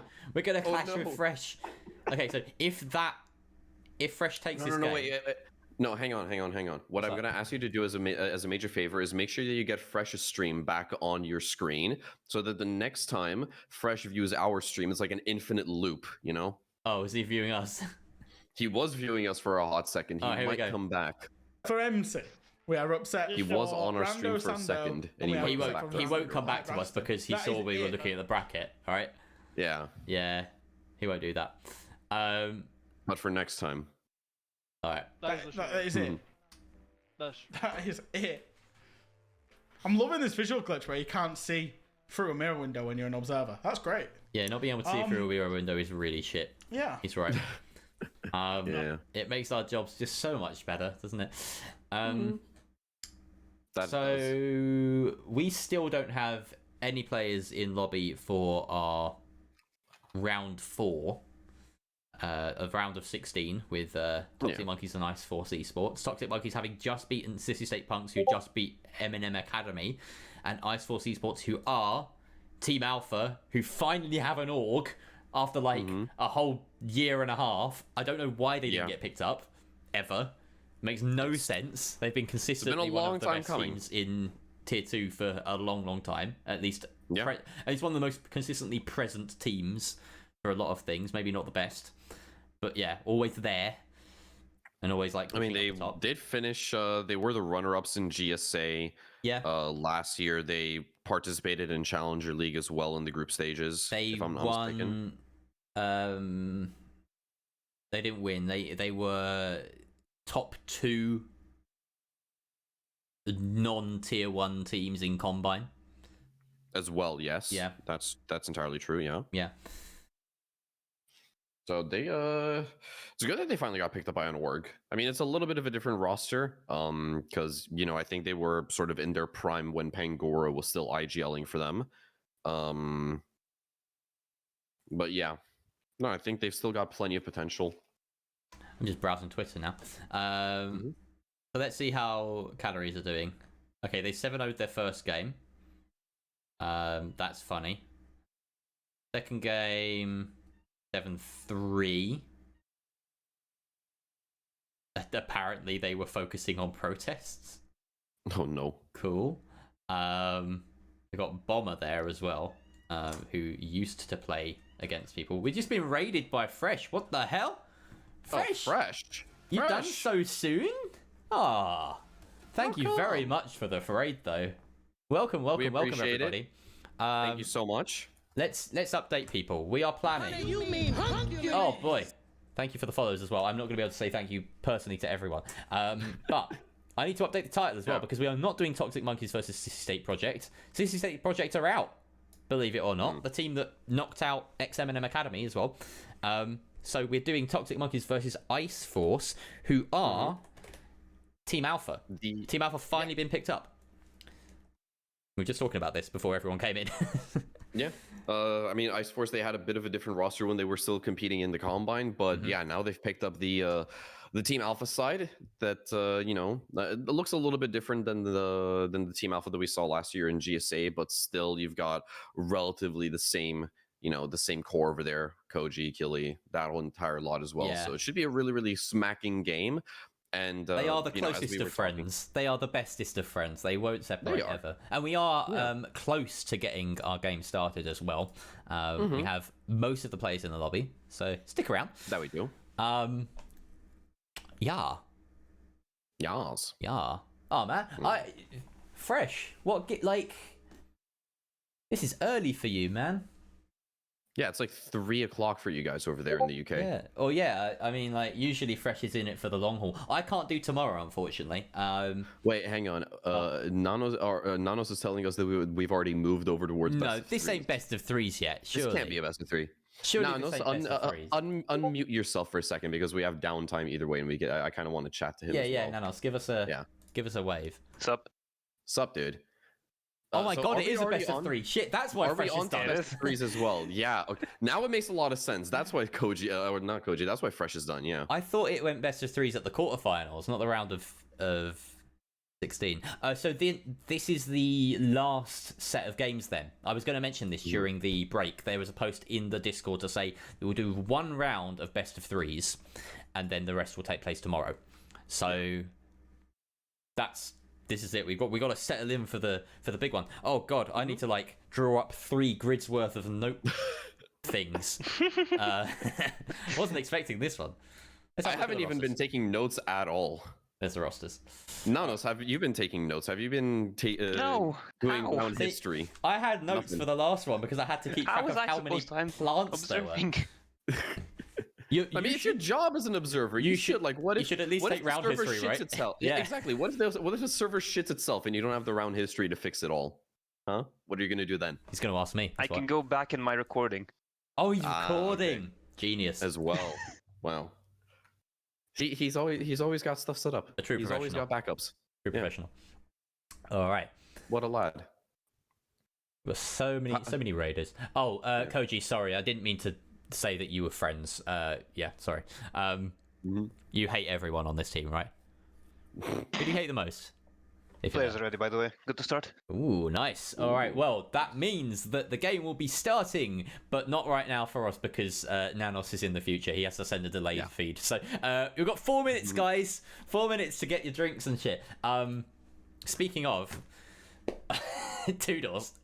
Yes. Should we do a relay race? I'm gonna grab a drink. Can you hold down the fort, and then in like 2 minutes' time, you can do yours. Yeah, we can definitely do that, but you got to move fast. You got to move super fast, dude. I just don't want to lose the viewers, you know. Okay. Yeah, right, no, I get that. Okay. Enjoy Toodles ruining my channel and getting me DMCA'd or whatever. Oh, obviously, I wouldn't even know what the first thing. Nanos, do you have any idea how we can DMCA his channel? What should we do? I can quickly download the soundboard and play like some insanely copyrighted song. Yeah, do that, please. Let's actually do that. Also, hello, Pasta. Since you want me to say hello. Yeah, I actually wanted to ask you, how have you been enjoying the free cam so far? Is it any fun? It's so much fun. Yeah, it looks like it's tons of fun as well. And I need to get better with the controls, but should be fun. Because are you doing it with the controller as well? No, keyboard. Oh, okay, yeah. Do you have a spare controller lying around? I have 3 controllers in front of me if I wanted to. Why haven't you started just using the sticks for some free cam? Just because like I enjoy having 1 to 3, like 1 to 0 numbers quickly on access from my fingers. Oh yeah, no, I get that. Like when I used to observe back in the day as well, when I first started off, like I was always sort of like holding a controller in one hand and then like with my other hand on the keyboard doing like the actual swapping towards players, and then I would basically just like occasionally put the controller down, pick it right back up. So you could do that. It's a little bit messy. Give it a go. Yeah. I mean, if you already have a system in place, then you know what, sure, yeah. But yeah, dude, free cam is so fun. It's so fun. I love it. Yeah. Now all we need is the option to like preset stuff. Exactly. Preset some cameras. I don't know if I assume with the LAN build you have like a crap ton of observer slots, so you can already like pre-place a couple of cams. But yeah, we'll have to figure something out for the online side. I wonder what's that's going to look like. If only we just had like unlimited observer slots, it would be the best. Right. If only. Yeah. We're back. You're back? Okay, then I'm gone. Your turn. Go. Yes. All right. It probably won't be. I think I took up more than 2 minutes as well of the allocated time. So, yeah. Very good luck. You know what I need to do? Is I need to... Oh, by the way, I don't know if anyone's seen this. I'm going to transition back to this screen. Just because I want to show off the background. It's just cool, you know? I can also do this.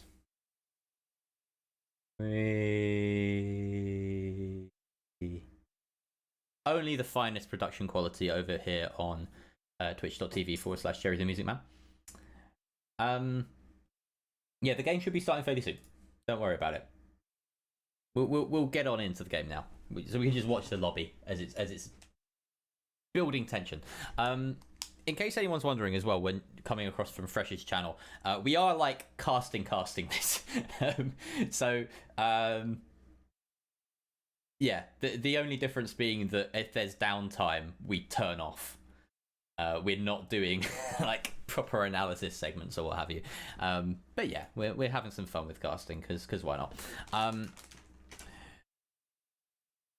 I only caught the end of that game over on Fresh's channel as well, the Wild Viperia one. Okay, now I understand why Fresh is gone, because he was following Viperio. That's it. He's done. He's sacked it off. I completely forgot that was his plan for the day, was to follow Viperio. So now Wild Multi-Gaming have made their way through instead of them.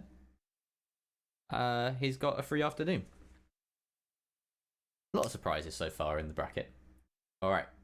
But we are heading on in. Also, he did Japan League Coach this morning. Yes, that makes sense, Pastor. Correct. They must be... Consulate? What? I wasn't ready for this. I was waiting how long it'd take you to notice. Oh my god. Alright, here we go. This is a first. And also, I haven't prepped any of my notes or anything. What was the ban phase? Ah! Okay, I need to write some shit down. So, first of all, I'm going to find the ban phase. And just work out where we're going. Because if we're going Consulate and then Nighthaven, I'm going to shit myself. I said this was going to be a professional cast, but I've just lost all composure thanks to Consulate appearing on my screen. It did nothing wrong. It did nothing wrong. It should never have left in the first place. I'm so glad it's back. Even if it's slightly different. Very different, in fact. There could be Lion bans. Okay. So, settle in for something maybe a bit more normal than what you might be used for. Solace, and let's find the map veto here. Go to game. Map veto. we're going back to Chalet again. Come on. Look at this ban phase. So this starts so well, right? We start with Consulate. I'm just gonna write this down long. So Ice Force, pick Consulate, and then we have Chalet is the next map, picked by Ice Force. Picked by Toxic Monkeys, and then Decider is Cafe, which we've also seen today. So it will be our second Cafe and our third Chalet on this channel. But let's get back to the game. Here we are. I've come back just in the nick of time. Look at your screen. It's Consulate. Yeah. Oh, let's go. Let's do it. Let's do it. Let's do it. Let's do it. I'm excited. I don't know anything about this map. I've refused to queue into this in ranked when it first came out. Well, lucky you're here with me, who has done a little bit of research on it, but not a ton. Okay, we will do our best. Also, to be fair, like it's Consulate still. Like it will feel very different, but 5 seconds. The general gist of it is that it plays similarly. You've got a lot of sort of the problems that were there with the old Consulate have been solved, but it was perfect. It was a perfect map. No, it wasn't. It really wasn't. I'm glad that attackers can get to the building now. That's one thing. I hate that so much. Getting in, a little bit harder because you've got this similar kind of philosophy of like fewer entryways, if that makes sense. So this is why we see, for instance, Shigeki playing fairly aggressively here to hold isn't that entryway by piano. Mm-hmm. Doesn't help that everyone's uh, really spread out, so we can't focus on a single area of the map. But Yeah, exactly. it's the way that it's the way that Toxic Monkeys want to play it, apparently. Still, lot of them, well, a lot of different stuff going on right now. Killy currently working his way in towards that lower archive staircase as well. I believe they might have isolated a couple of players around Lady. I'm not exactly sure. Ooh. But there's Patrick, or Patriotic, I don't know why I call it Patrick. For a second. Patrick the Frog. Patrick Frog, bro. Patrick with a double kill, let's go. Let's go, Patrick. And Icox has sacked it off. He's done with this round. Yeah. That was quick. All right, so tactical timeout. 1 minute into our first round. Two doors. Wonderful. Yeah. Not really much to say. They kind of just got curb stomped. Okay. At every single entry point. I'm a bit sad that we don't have direct line of communication with Nanos, but I thought I saw an Irish flag on the police car outside. So I'm going to need you to free cam that at some point during the next round so that they can check that it's not the Garda. It's not an Irish flag. This is in the Ivory Coast.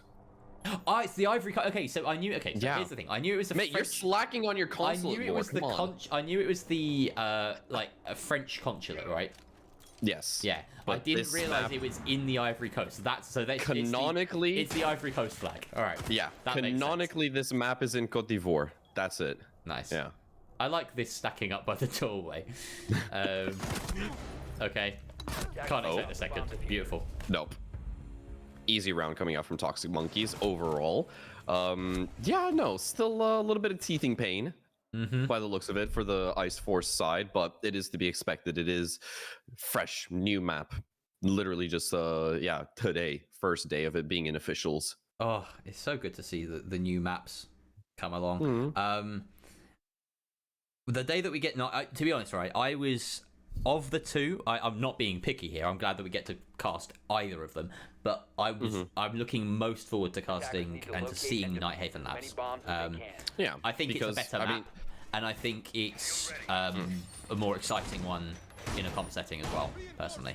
I mean, probably. We'll have to wait and see, obviously. But I mean, on paper as well, from my first impressions, like I obviously don't really like New Console that much. I wish they would restore to its former glory, like the Roman Empire, because I'm just such a massive fan of the gameplay opportunities from a fundamental level that Console had actually had. Like, yes, it was the black sheep of the herd in the entire map pool, but to me, that's actually what made it special, is because you get decentralized and unstandard siege gameplay on the old console, and they kind of just homogenize the map a little bit too much for my taste compared to everything else in the pool. That's kind of why I don't like New Consulate as much. Nighthaven is a completely different beast at the end of the day. I really love the way Nighthaven...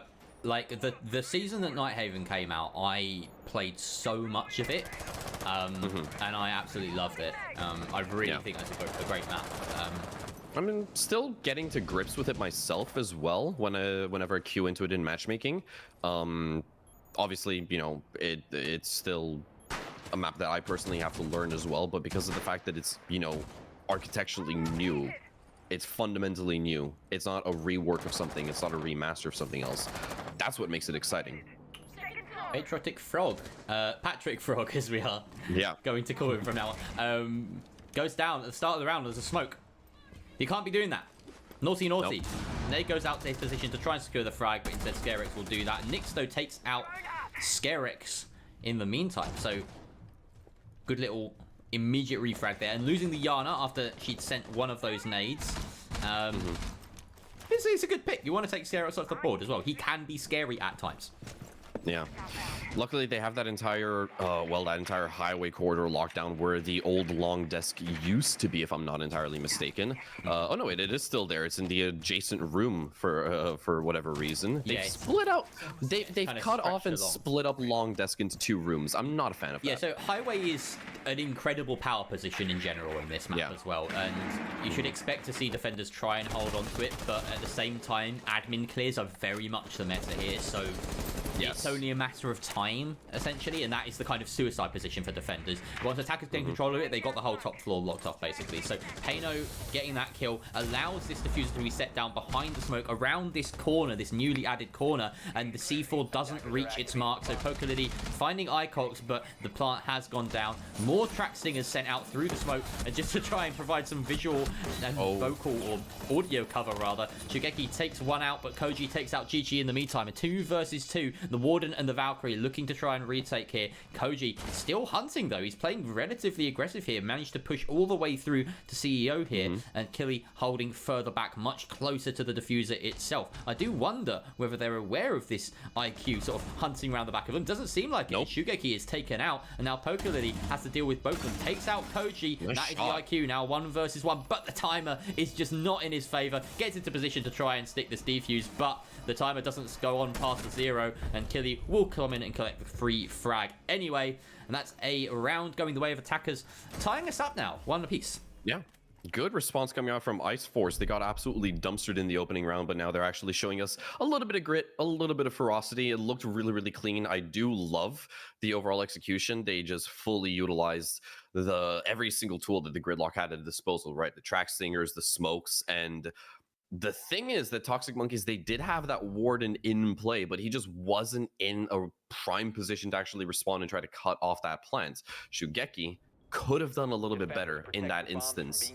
That's really my only criticism. You have a window of 7 seconds to try to stop a plant, and if you're unable to do that as a Warden, then either someone else should take out that mantle of responsibility, or you just have got to force yourself to do a little bit better, because you're essentially putting a lot of your eggs into one singular basket when it comes to plant denial. You have to make sure that every single moment is, you know, completely used up. You seize the opportunities, and unfortunately Shugeki let that one slip in the previous round. So if I were to bet on a single team that were going to take us to a Consulate or a Nighthaven Labs today, it would have been Ice Force. It would have been this Team Alpha side, because they are, you know, they are dedicated players, right? They are a team that are stuck together for a very long time. They will have been scrimming this map constantly while it's been sort of not in quarantine, but just waiting out on the horizon for every team to pick up. And I expect them to win their map pick here. I expect them to do quite well here. That being said, we did, you know, discredit Toxic Monkeys a little bit earlier. We said that they were the underdogs perhaps for that game against SSP, and they brought it to them. That was Chalet. Yeah, they did. I don't know how long this Toxic Monkeys team has been together, but by the looks of it, you know, they've all got the T1 XP is a slightly different tag, actually. I'm just spotting in Nick. So 3 of them have TxM in their name, so maybe Nix and Petrocky Frog may be slightly newer to the lineup, but we know that these 4 on the side of Ice Force, they've been together for donkey's years.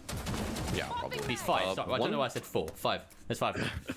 Yeah. Well, quick little question, because obviously you got to see the map veto before I joined in. What does the rest of the map veto look like for this best of 3? We are heading to Chalet after this, Toxic Monkeys pick, and then the decider would be Cafe.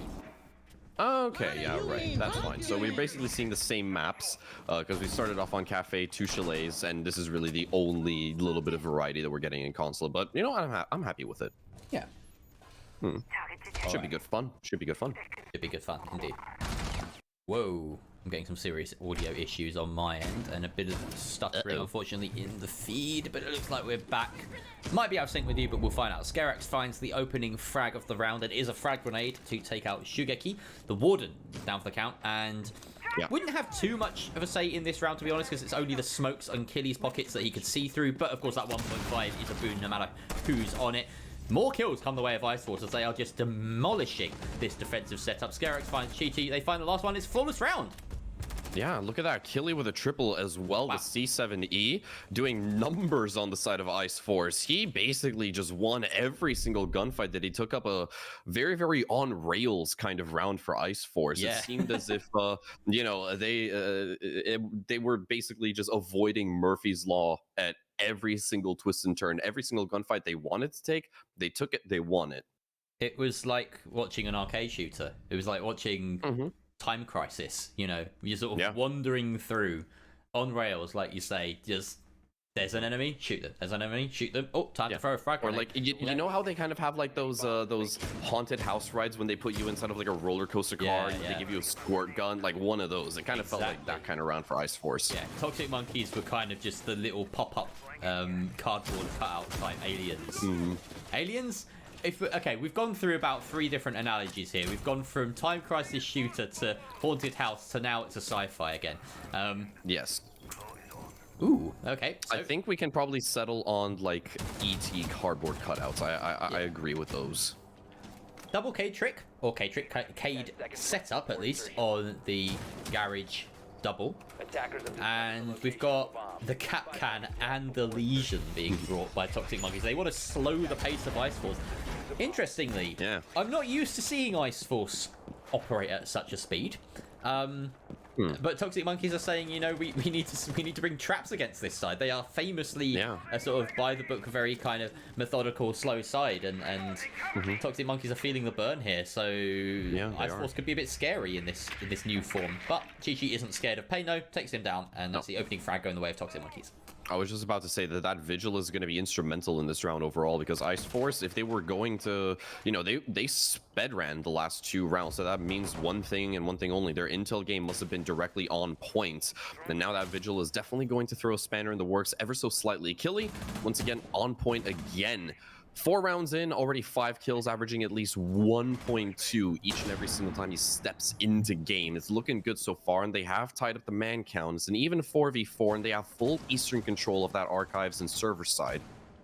Oh, but down goes Scarex as Chi-Chi again causing problems. The Vigil on the roam is making mincemeat of these attackers so far, and it's a fairly extended hold as well, it should be noted. They've got a lot of bodies on that archive side, and Chi-Chi is still allowed to just sort of roam around completely freely. It looks like Ice Force are not concerned with clearing him. They have managed to find their way into archives now. A couple of bodies in there, Icox and Koji. The hard breach duo. Killy will take down Chi-Chi though, so doing his job as the Jackal, hunting down that Vigil, and now finally can execute with the 3 versus 3. They know there's a Legion about as they spot the goo mines, and they find the Legion himself as well, tucked away inside of the office. So I think they're pretty safe in the knowledge that they're not going to get flanked here, but I don't know, Killy's still a little bit wary. Maybe. I do also find the pick of the Legion to be a little bit of an oddity, because in the most recent patch, sure, the recharge time and overall like capacity of goo mines that you have has increased, but they've lost their cloaking, which makes it just a little bit tougher to justify. But Nyx, my goodness gracious, the TCSG just domes Koji, and that's going to put Ice Force in a 2v, no, make it a 1v3 as Mr. Patrick the Frog himself shuts down Killy instead, and it's all down to Icox. He's basically caught between a rock and a hard place. An active pinch has got him very much uncomfortable, to say the very damn least. He can't really go down this Pipes hallway anymore for fear of going down to Shigeki. And again, it's this crossfire inside of the office that's going to be their undoing. Oh, he reads it! He knows!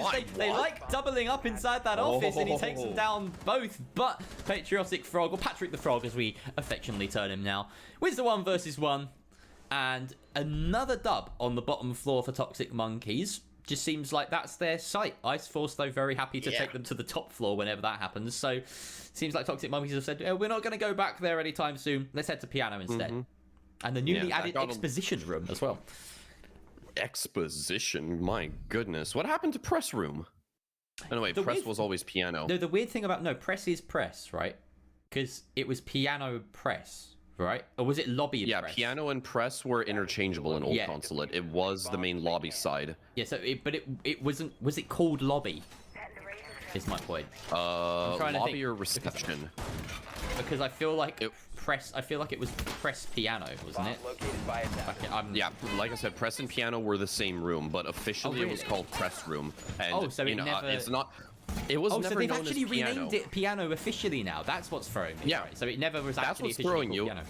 Right. Yeah, and you know what another issue is? Because I remember you saying all the time in Old Consulate, it's not officially a piano. That thing is a harpsichord. So True, exactly. For the second time, it believes as if Ubisoft may have goofed this one up a bit, unless they've also gone out and changed the instrument. I can't imagine they'd call it piano and not change it to a piano. I'm pretty sure they should. I'm pretty sure it is. Yeah, I can see it is piano, right?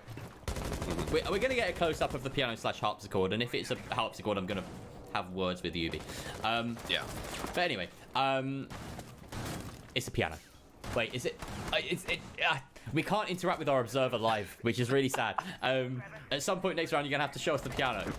We worked out the flag thing, but this one needs close inspection. Okay, so the interesting thing though about this site, methodically, let's not talk about the lore anymore, is that you can really hold from anywhere. You can hold from above, you can hold from below. Defenders actually have quite a lot of options in terms of verticality when it comes to holding that site. That being said, we don't have a ton of that in play right now from the defense. It looks like they've stacked most of their bodies laterally. They do have 2 above, which might be enough. True. But I mean, it was two defenders was always enough in Old Consulate to holding on to this main lobby site as it was back in the day. You just stick one inside of. Now, though. Like, yeah, that's really the only thing that we still have to sort of like wrap our heads around. Just how much more of a jungle this bottom floor has become. Really expecting someone to peek from above. He holds that angle. No one doing that just yet. Reload! Scarix attempting to open up this, again, newly added soft wall. The middle floor just plays out so very differently. You can get these huge long lines of sight across the bottom. Haven't even bothered reinforcing it, really, because trying to hold onto that wall is very difficult as a defender as well. So, yeah, we see Killy fully taking control of this middle portion of the map. They've got Koji in tow as well with the Ossa shield, and now a sightline directly into that site itself. Yeah. I think at this stage you have to, I don't know where the second Osa shield is because he's only got one left in his pocket. You have to stick that then inside of the bomb site and go for a plant directly behind it. Otherwise, this round might not really amount to a whole lot, and it is a lot of cover. There are 2 C4s that they have to be wary about, and those will be tossed out the moment that they actually hear something going on. Chi-Chi immediately draws first blood as well with the C7, and the defuse will be picked back up potentially for the first attempt now, but Koji, he's taken a boatload of damage. He cannot afford to plant that by himself. Nice shot coming out from Killy though through the floorboards, but instantly traded back, and Scarix, he claps back on his own. Yeah, so 3 versus 3 now after a little flurry of kills. That tussle on the top floor as well though by Scarix makes a big difference, winning his 1. Attackers recovered the bomb diffuser. As we just get a bit of a lay of the land, Pano is now tasked with trying to stick this diffuser. Looks like he's out of the range of that toxic canister as well, and Koji on the cover will be enough. The swing comes through from Shugeki, but the Osa shield will protect him. The Nitro Cell will claim his life after the fact, but the diffuser has been set. Scarix now in a 1 versus 3 post-plant, takes down 1, but the refrag is there from Nyx, and there's plenty of time to smack that case, or, you know, they're a little bit more high-tech about it nowadays. We bring out a little gadget to counter the fuse. Patriotic Frog will seal the deal for Toxic Monkeys. Patrick The Frog, yes, correct. Excuse me. You're right. I'm pretty sure he's gonna have words with me on Twitter after that if he can find the handle. But yeah, he is colloquially known as Patrick now. I've decreed it. Patrick the Frog. I just like I am imagining a little cartoon character, Patrick the Frog. It would be wonderful. Yeah, Patrick the Frog, Secret Service agent. It sounds so much like a cartoon character. Yeah. Attackers need to locate and defuse bombs. Bees! I hope the bees get stuck. We have another sites now. We're getting a full tour of Consulate. Yeah. How we have been treated. And one of the best things about New Consulate is that they've kept the split site. I absolutely adore I was this. just about to say that. You know? I absolutely adore it as well. The split bomb site, when it was first introduced, was the best thing to ever happen to Siege. What? Who's put a flight case inside it? What are they doing? I didn't inspect it properly in game. Oh my god. But is it a piano or is it a harpsichord? You got a good look at it. It's hard to tell, actually. It's genuinely hard to tell. The way that they've styled it. It could be either. That's a bit of a cop-out, but it could be either. You need to hop into a dry run and look for yourself then at some certain point. The thing is, what I wanted to see more was the lid. The shape of the lid usually tells you more, because if it's they don't really make pianos with like hard edges on the lid. That makes sense. Sure. So the fact that you I can't tell just looking at the harp inside and looking at the key bed whether it's a harpsichord or a piano. I need to see the lid, and honestly, if it's got that gold outline. I'm tempted to say it looks more like a harpsichord than a piano type, like to my eye. That'd be my reaction. Yeah. Chi-Chi, though, draws first blood onto Killy. That's the Jackal, one of the, well, most used and best utilized operators on the side of Ice Force, and the top fragger now completely disposed of. That was a lot of very valuable intel also being gathered by Poker. I mean, the same gameplay opportunities with the Pulse, they have been retained in the shift over for the map rework, which is really, really great to see. But he's been spotted out. I don't really think that Koji can try to stick him with 9mm, but he'll give it a damn good try. Yeah, I think just a little bit too much in the way there, whether it was a metal beam or... Yeah, it's the concrete stairs. Can't shoot those. That would be it then. Payno taking out Nyx. Yeah, they're still getting used to the difference in vertical destruction here. You know, a lot of my games, it just doesn't really kind of come up. You don't see this sight quite so often as well in ranked play, but Chi-Chi taking out Payno with that nicely tossed C4. And yes, the vertical is important. Oh, now he's going to go hunting down for the Pulse. Do they line up? He actually gets some tag damage onto it. Close, but Poker Lily continues to persist. This is getting trickier and trickier by the minute for Ice Force to try to combat. It does look like you actually can destroy this floor. Yeah. Why have they made it grey? Whatever. It's just there to throw me off. So this does make it a little bit hard to defend, right? Because you've got you got to keep tabs on the lobby itself, and that's the way that this site is always played. Chi-Chi resurfacing on the top floor though. Doesn't look like anyone's on drones for Ice Force, so he could go completely unmarked. But the air jab does its job, but the kill doesn't come through. Koji takes out Shugeki. Patriotic Frog with a Nitro Cell kill onto Koji leaves Kai Cox in a 1 versus 3.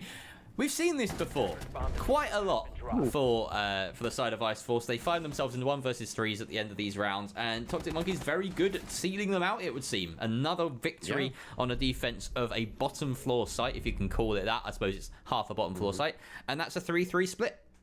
I'm wrong. Really? No, it's a 4-2. 4-2 split. Where did I go wrong? I'm not exactly sure, but yeah. 2-round gap established for Toxic Monkeys. Very good day view on the split bomb site. Looks really, really crisp, really, really clean. Love the attempted, you know, dynamic, or I should say the battle opportunity between the Pulse and the IQ, but it was just unfortunate for Koji to, he wasn't able to nail those shots really onto the Pulse's head. But it's a very, very rare occasion where you see that gameplay dynamic actually come on through, and it's fun to see it. Didn't work out in Ice Force's favor, unfortunately enough. Toxic Monkeys, though, they're looking really, really crisp, really, really clean so far. All right. I'm working it out. My notes are so all over the place right now. See, that's why I don't take notes, so I don't have to worry about them being all over the place. Yeah, I got very confused. I had my teams the wrong way around for a bit. Ah, there you go. That'll do it. Yeah. Wait, there's a wall on yellow stairs? There is a wall. I did not know that. Does that go to the outside of the building? You've still got the entryway on the outside of it. Yeah, you've still got the door. You've still got yellow window. But where does that wall lead to, I wonder? We're showing our true colors here by not knowing. I haven't played Consulate enough. All right. I played it like twice. Yeah, same. I'm looking at my schematics. I was prepared for this. I was prepared for this. Yeah, there is. Pay attention to the harpsichord, bro. Nanos is showing that's absolutely a harpsichord. That's absolutely a harpsichord. Yeah. So I why can't on believe earth they put why is it on like? That is just it's a harpsichord, and they still have the gall to call it a piano. Did they actually rename the room piano when it's a harpsichord? It is piano room. It's a bomb site. You can pick piano room as a bomb site, but it's not a piano.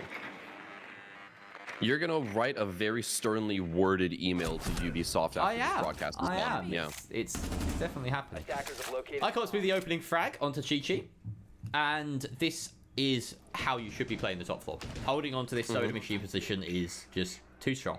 They found that opening kill, and there's not a ton. Let's scratch that. Okay, they've got enough tools here on Toxic Monkeys to try and take out this position.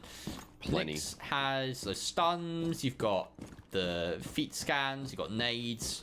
You can even open up the hard wall from admin to make it a bit more challenging. As a defender.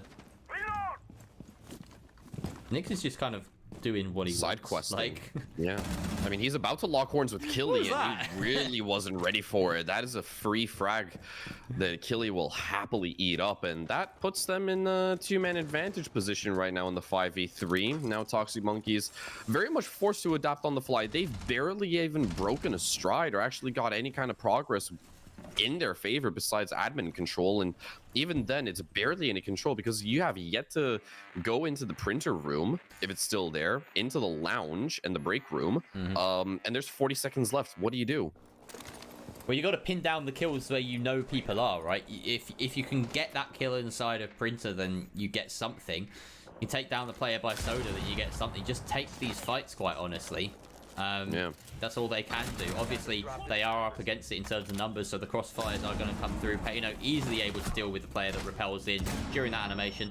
Again, a second for Payno. Scarex steals the second, or the last rather, and a flawless round from Ice Force on the defense. And this is where I expect them to shine.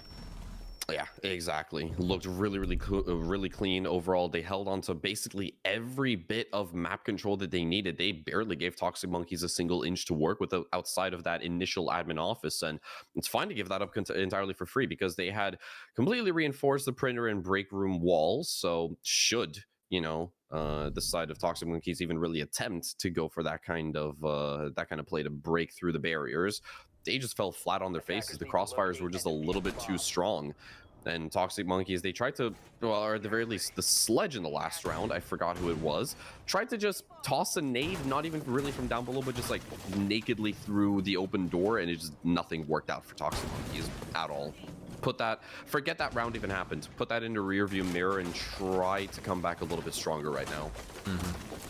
It was painful to watch. A little. But so far, we've seen that Toxic Monkeys, they are much better when it comes to not dealing with the top floor of this map. So be that on the defense or the attack, they are now headed down to the bottom floor. So this should it hurts me every time I see that harpsichord now.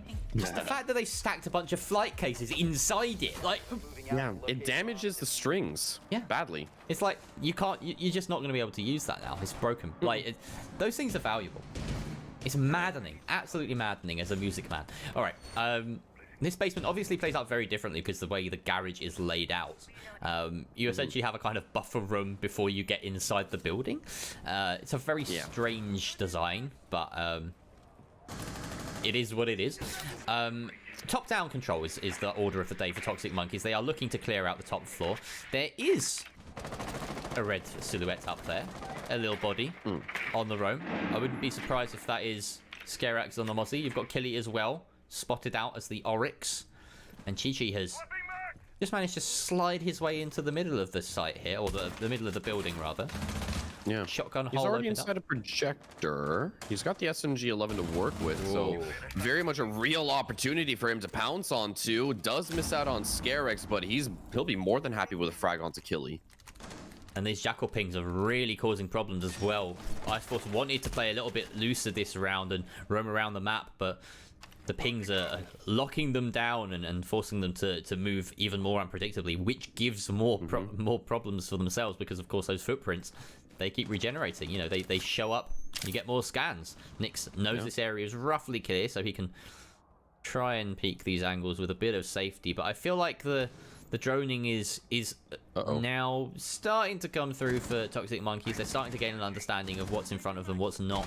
They have that top floor under their control. But as I say that, Koji pops up and seems to go completely unpunished on this deep flank from Archives. Yeah, there was no one really there to trade it off, and Scarix is going to find one of his own onto Poker Lily as well. It's been a hot second since we've also seen this variation of the M4 into an SMG, because people just love the pepperoni so much, but we do enjoy a little bit of the commando at times as well. Man advantage regained now for Ice Force. Koji with a little bit of a rad angle, and now the breach finally starts to come on through from Toxic Monkeys, though Selma's going off in the background will provide the Monkeys with an extra option to try to get that case down, but it really, they need a lot more than that. They need Patriotic Frog to potentially find a frag off the collapse down those yellow staircases. He's about to lock horns as the drop comes on through. It's an absolute massacre, and that is everyone on the side of Toxic Monkeys going down in the blink of an eye. Ice Force, they're back with a vengeance.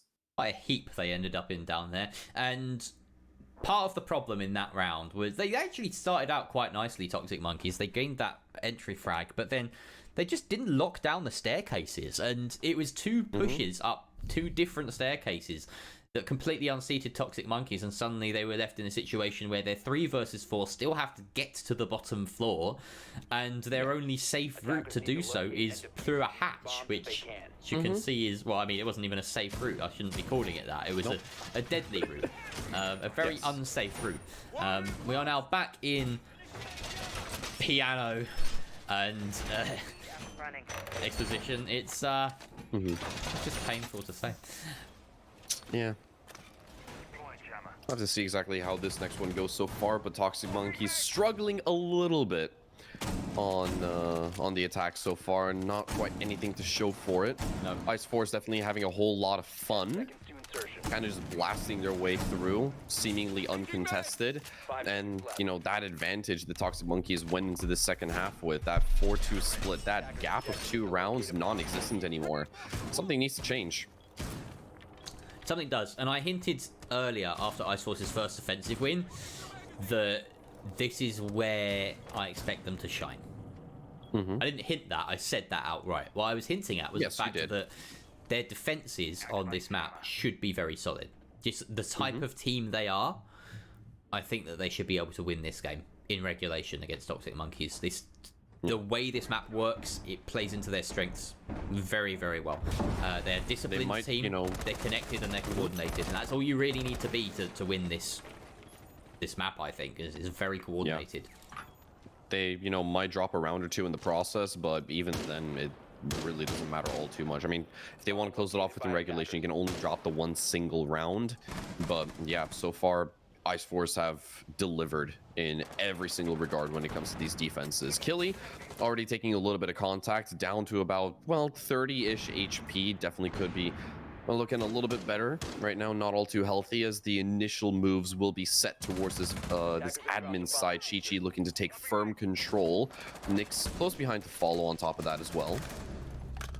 Cox gets that opening. Taking out Poker Lily as well, losing the buck. When it comes to the vertical destruction on this site, you really want that, and they are now without it. Shugeki finds Scarex though in response, and thankfully we saw Scarex tossing out those goo mines willy-nilly, and a lot of them will linger and persist throughout the round, but it's the body that matters most. Icox a second on the round here, doing wonders with that MP7 in the hands of the Fenrir. Koji doubles down with a C4, and now all of the teeth have been removed from the Toxic Monkeys' mouths, and we just have Patriotic Frog rather, with fangs to bear as he takes out Killy, and Chi-Chi in assistance, but Chi-Chi finds both their Icox going down with a great little bit of vertical play. Pano and Koji left wondering, how did you expose yourself that much? I mean, like, you know, it's fine for one of you to go down like that, but 2 in a row, it's a bit of a mistake if you ask me. Couldn't agree with you that. I mean, more with you on that one as well. I mean, like, what an angle as well, because I didn't know you could actually look into Zulu from that side. I mean, I'm still discovering a lot about this map as we're, you know, seeing the games roll out. And it was a really, really great reaction coming on through from the Nomad of, Chi-Chi right there. But 25 seconds left. Diffuser is out of their possession. That is in firm control of Pano right now, and the air jab doesn't quite actually have the necessary reach to force him out of position. So now Frog will go for a swing, but that was already before Koji won his own respective 1v1. And just like that, A little bit of a hiccup in the mid round, but Ice Force, they do get the job done, and they're the first team to hit 5.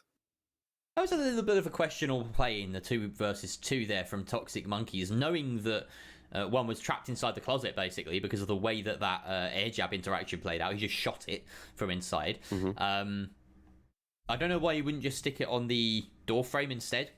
You know, keep it safe. But also, the fact that they then exposed themselves to the other player while trying to hunt him down. It just seemed a little bit like they tripped themselves up a bit with some of the moves they made in the final 2 versus 2. Ice Force, with a 3rd consecutive defense now, can head back to their primary site of choice, which is CEO. And I would expect this to be the most favoured site, honestly, moving forward. It's a solid one for defenders. Garage also pretty decent, but I suppose, you know, obviously the jury is still very much out on the way to play this map. Interesting use of the observation blocker there, using a bit of the debris, or not debris, sorry, the props in the map to prevent a good line of sight that can be gained from a drone. Attackers are heading out. And I feel like this is a decent map for observation blockers in general, in theory, because you've got a lot of these kind of single doorways, a lot of long lines of sight that could be gained by drones, but a well-placed OB will do a lot of heavy lifting for the defenders. Yeah, and you've got 3 of them as well. I keep on forgetting about the fact that defenders, they get 3 of them in their back pockets, so they can actually, you know, help change the dynamic a little bit more on certain chokehold positions and just force the offense to truthfully just face check a whole lot or dispose of those OBs before they can actually make a move. Immediately, we're kicking things off in rapid fashion. Nyx finds one of his own and immediately gets traded off as well. And so now we'll have to hit the brakes just a little bit. Got a little bit rowdy within the opening 30-ish seconds, but neither team really looks a little bit better from either of those engagements. But you can already see the Gara hook. It is ready to go, and all the way up and inside we go, but right into Payno's open arm. Shigeki lands. Patriotic Frog is the next to fall, and Poker Lily immediately follows suit. He actually shuts down the Kaid, and now he can stick that defuse to reset the clock all the way back down, but he falls off, and that gives Killy an opportunity to pounce. And now Killy still has a lot to do here, having taken down the diffuser carrier, but Chi-Chi inside a connector managed to find his way to watch the top of yellow stairs. It's just the same as old Consulate, really. You know, you hold that connector position, you're going to win the round. It is such a crucial spot, and a real horrible one to hold as a defender as well, because of the window that's still there. So great little execute. Not the smoothest from Toxic Monkeys, but they did what they needed to, and they refragged their way to the top there. So tying us up and finally getting an attacking round on the board. Very important they did that. Yeah, better late than never as well, because now we are certainly going to see all 12 rounds of regulation and not cut off our first showing of Consulate a little bit too prematurely. But obviously, whether or not the Toxic Monkeys have what it takes to potentially just get a 6th round and at the bare minimum confirm an OT game in map number 1, we'll have to wait and see.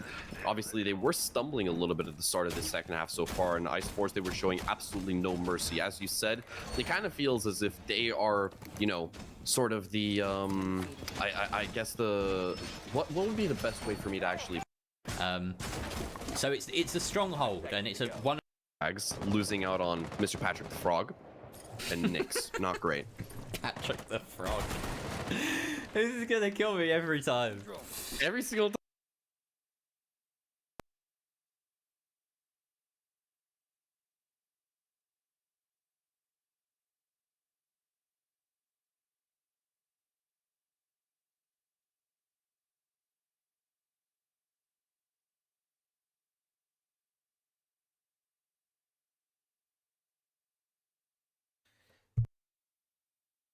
Hoppala. Ja. Nicht mein Problem. Und good luck. Und wären wir wieder eine dann. Aber ja, Morrigan braucht man nicht wirklich viel zu den Strats sagen, ist oftmals einfach Standard Rumgelaufe und Rumgerenne. Man spielt ein bisschen so System, sage ich da immer mal. Ja. Hätten sie besser machen können. Wenn du so siehst, und man kann jetzt natürlich mit dem Bug Da befindet sich jemand. Monty hätte da jetzt ein bisschen pieken können. So habe ich mehr Sound. Faulty tut man auch, Patrick.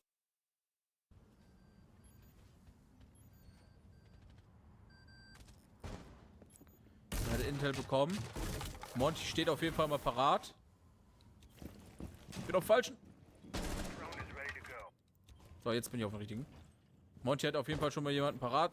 Sagt, yo, da befindet sich jemand. Monty hätte da jetzt ein bisschen pieken können. Man hätte jetzt die Info geben können. Ey, yo, konzentriere dich bitte auf den Faulty. Tut man auch. Patriotic Frog holt sich dann den Faulty raus. Wichtig und richtig. Ja, ich komme immer noch nicht so ganz klar. Aber das wird sich noch ein bisschen finden. Warren kriegt da ein bisschen was ab. Patriotic wird dazu gesmoked. Leon holt sich da den nächsten Frag raus. Gegen Nyx holt sich da den Kill. Sophia nicht mehr mit am Start. Corpace holt sich jemanden raus, aber der Frag gegen Warren kommt von der... Ja, ne, von der Ash, von Patriotic und kann dann den nächsten Frag schon fast ziehen. Weiß auf jeden Fall, wo sich jemand befindet. Schönes Gameplay von dem Monty.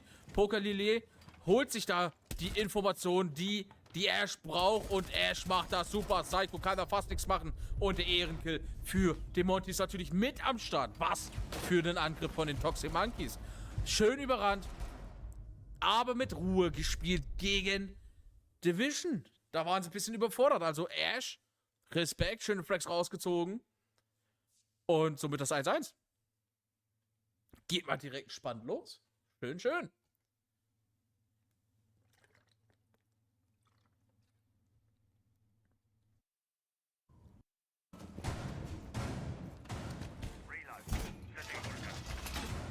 Ich glaube, 4 auf 5. Zwischen zwar ein bisschen später, ganz da einfach vorbereitet. Und man kann jetzt natürlich mit dem Bug da um die Ecke kommen. Wird wahrscheinlich auch genauso passieren. Falls er nicht reinforced ist. Nein, ist nicht reinforced. Du kannst da einfach mal durchgehen und dir den Kill snacken. Bug und macht es auch. Hat zwar ein bisschen gebraucht. Also da war kurz mal, mach ich's nicht. Er macht's. Zwar ein bisschen später, aber hat's hinbekommen und weiß auf jeden Fall über ihn. Steppt was rum. Und zwar der Legion, der dann ein bisschen sagt so, ja, guck mal hier, ich bin auch da. Du kannst mir nichts. Während Leon, nee, Faulty sich dann in Frag zieht und zwar gegen den Bug. Wichtig, der Kill, der mit das Secondary unterwegs.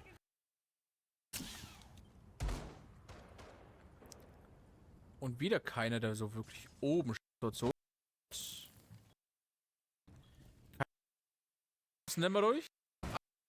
KI. Unlucky, dass das nicht durchgegangen ist. Der Plan wird durchgehen. Situation. Holt sich da. 4 wurde. Ne, long. Faulty. Loch ist wunderbar. Hut ab an den Flores. Hut ab an Chigi. Und Challenge das Ganze.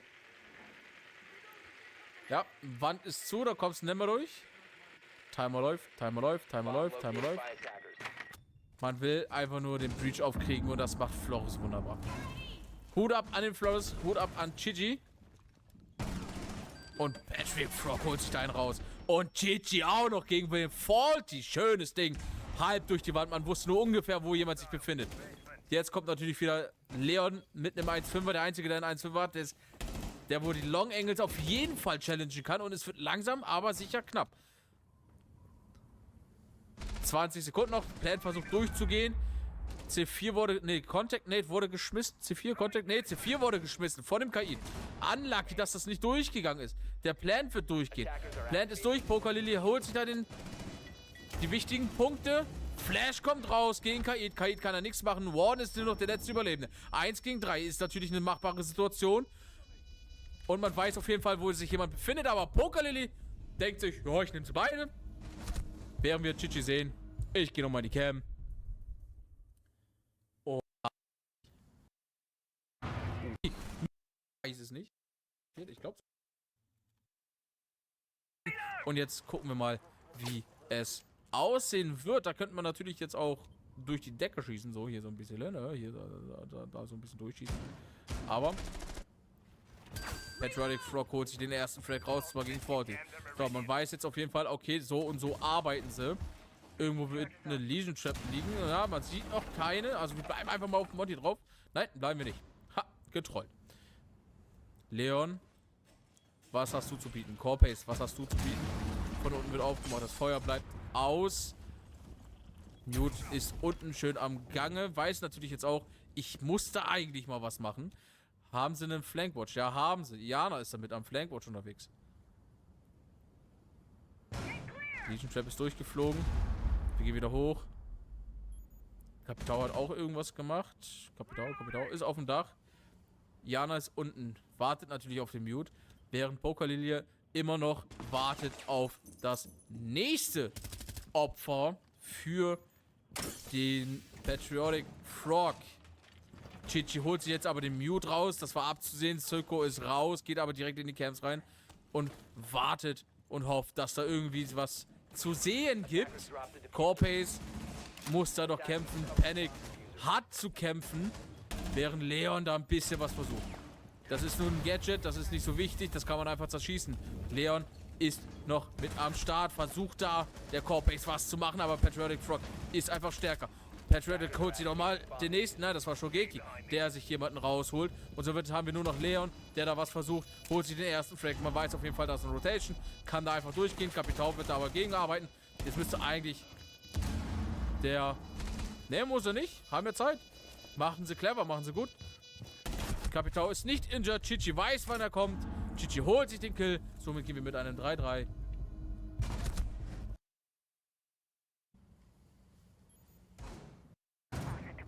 Also der Vision E-Sport macht da... Oh. Also Chichi. Time Waste. Nicht. Hm? Der Valkyrie. Hallo. Nicht Bug. Weiß ich nicht, ne? Muss ich nicht, weiß nicht. Ob das euer Problem sein wird, ob die Stimme da nervig ist, aber wenn ja... Da sehe ich. Wie Umfrage oder... Ja. Nyx vorgefallen und Nyx holt sie den ersten Fuß. Okay. Ausgeglichen. Kann natürlich holt sich den Lion. Okay, ja. Vamai habe ich gesehen. Vamai ist da. Da müssen wir auf jeden Fall gegen arbeiten und Patriotic Frog holt sich den Lion raus. Somit noch ein Lion-Skin rausgegangen, aber das war's dann auch wieder. Vamai rotiert um. Frostfalle zu sehen. Ja, hat er gerade auch so gesehen. Leon geht erstmal wieder in die Drohne, während Shogeki sich da wieder den Weg nach unten vorbereitet. Drohnenarbeit ist am Start. Frost rotiert noch ein bisschen. Und wir sehen schön, dass auch 40 in die Drohnen geht. Und jetzt weiß man, okay, die Frost ist oben. Frost muss aufpassen. Ja, ne, rotiert um. Alles klar. Wissen wir Bescheid. Die ist nicht mehr da. Und schön, dass 2 Leute den gleichen Spot abheben. 3 Leute so gesehen den gleichen Spot abheben. Panic mal da auch noch mal ein bisschen mit. 1 Minute 30 nur noch auf der Zeit.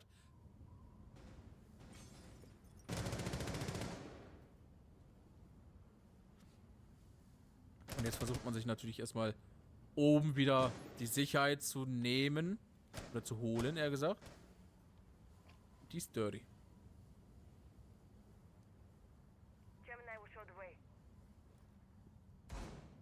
Aber passieren tut hier gerade nichts. Kaid wartet unten auf den Stairs. Genauso wie der Jäger. Info kommt. Hat das C4 schon in der Hand. Weiß auf jeden Fall, dass da jemand oben ist. C4 fliegt. Und nope. Das ging mal anders in die Hose. Corpace. Ne, Leon kann sich da... Ne, wer ist denn das jetzt? Silko. Jetzt. Silko kann sich da jemanden holen. Fast holen, aber aus dem Fast macht auf jeden Fall die Frost ein ganzes Jahr. Kann sich da den nächsten rausholen. Nyx holt sich Leon raus, somit nur noch Silko und Panic am Leben. Silko hat jetzt gleich einen Fight gegen die Frost. Kommt er jetzt rein und die Frost ist stärker. Frost holt sich einen raus und somit eine 1 gegen 5 Situation für Panic. Das sieht aus für den Matchpoint für von 49 Kills mit weiter. So. Kannst du dir wahrscheinlich von deinen Mates abholen, wenn du die Runde klatscht und natürlich mit der Hoffnung, dass du kein Vegetarier oder Veganer bist. Aber wichtig und richtig, erstmal selber flashen. Warden macht das, was ein Warden machen muss. Macht die Brille an. Und Patriotic Frog macht's gut mit der Rotation. Holt sich den Kill gegen Panic raus. Und somit haben wir Toxic Monkeys, die im Finale spielen. In der Division League Hashtag 5. Dann nochmal kurz die Dinger, Bumsen-Dinger, ne? Habt ihr nochmal kurz die Stats gesehen? Und somit Matchpoint gewesen. GG an Toxic Monkeys, die mit einem 7:5 aus der Runde rausgegangen sind. Und wir haben jetzt natürlich für euch, nur für euch, weil ihr es wollt, ich will es auch ein bisschen, ein Interview, wenn der gute Herr, der wohl ein bisschen, ne? Der wo so im Hintergrund arbeitet, das alles fit macht.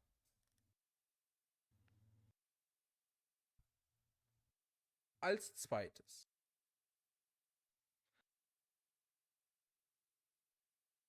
Guck mal, ich komme nicht weiter als da.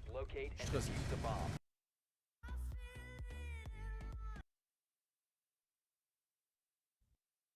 Die gespielt werden darf, die gespielt werden muss. Und Nova hat Bock, weiß, da wird jemand hochkommen, sieht ihn aber nicht. Shogeki, schön gegengearbeitet, gegen Nova.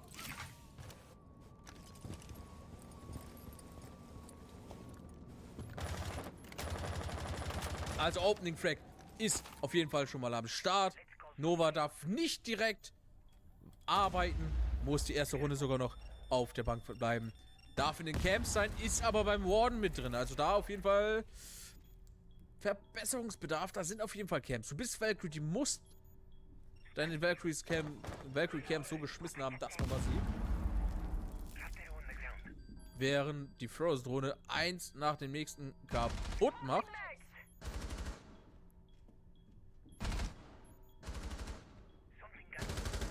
Und Leon kriegt dann einen Hit ab von Skylight. Will da natürlich challengen. Normalerweise ist der, wo challenged, der, wo stirbt. So wie JVN gegen Chichi.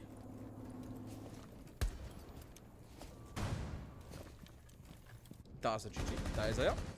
Das war der Warden, der nicht mehr mitmachen darf.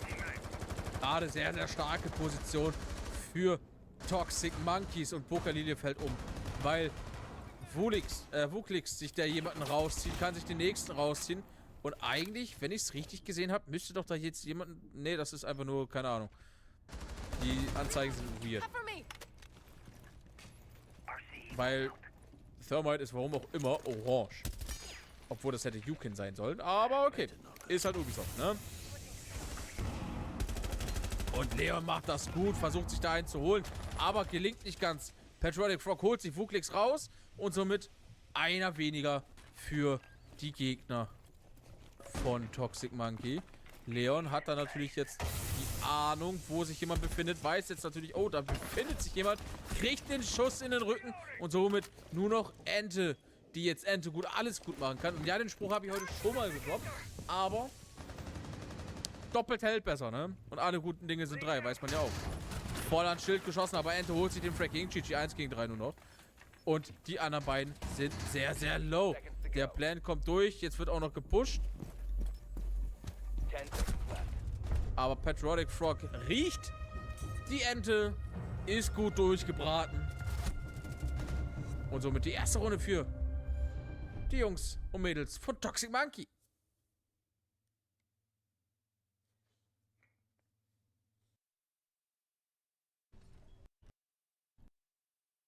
Angreifen.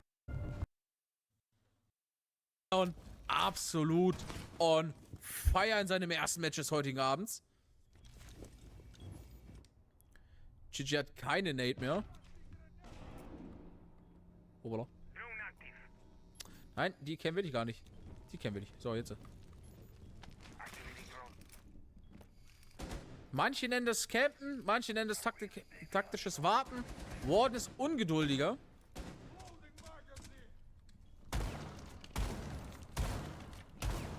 Jetzt wollen aber beide. Jetzt wollen aber beide. Ah, Sledge ist rausgegangen. Sledge will nicht mehr mitspielen. Hat das taktische Warten satt.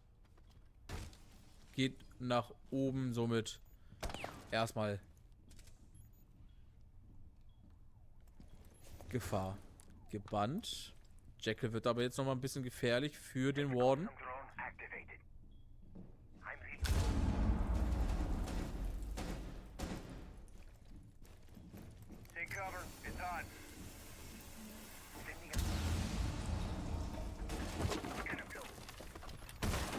Interessant, Sledge, interessant.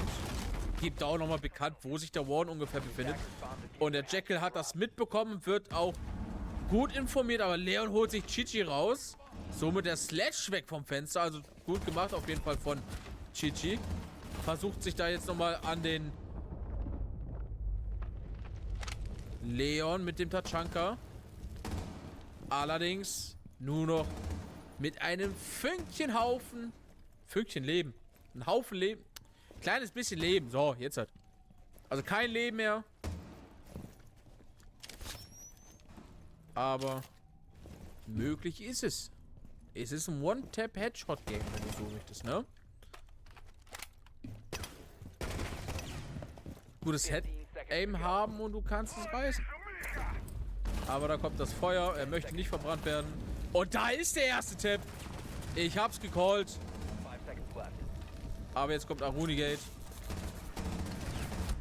Und Nova holt sich den Kill raus. Patriotic wird leider nicht mit einem Klatsch geehrt, sondern mit einem Kick versehrt. Ich bin einfach Goethe geworden. Es tut mir leid.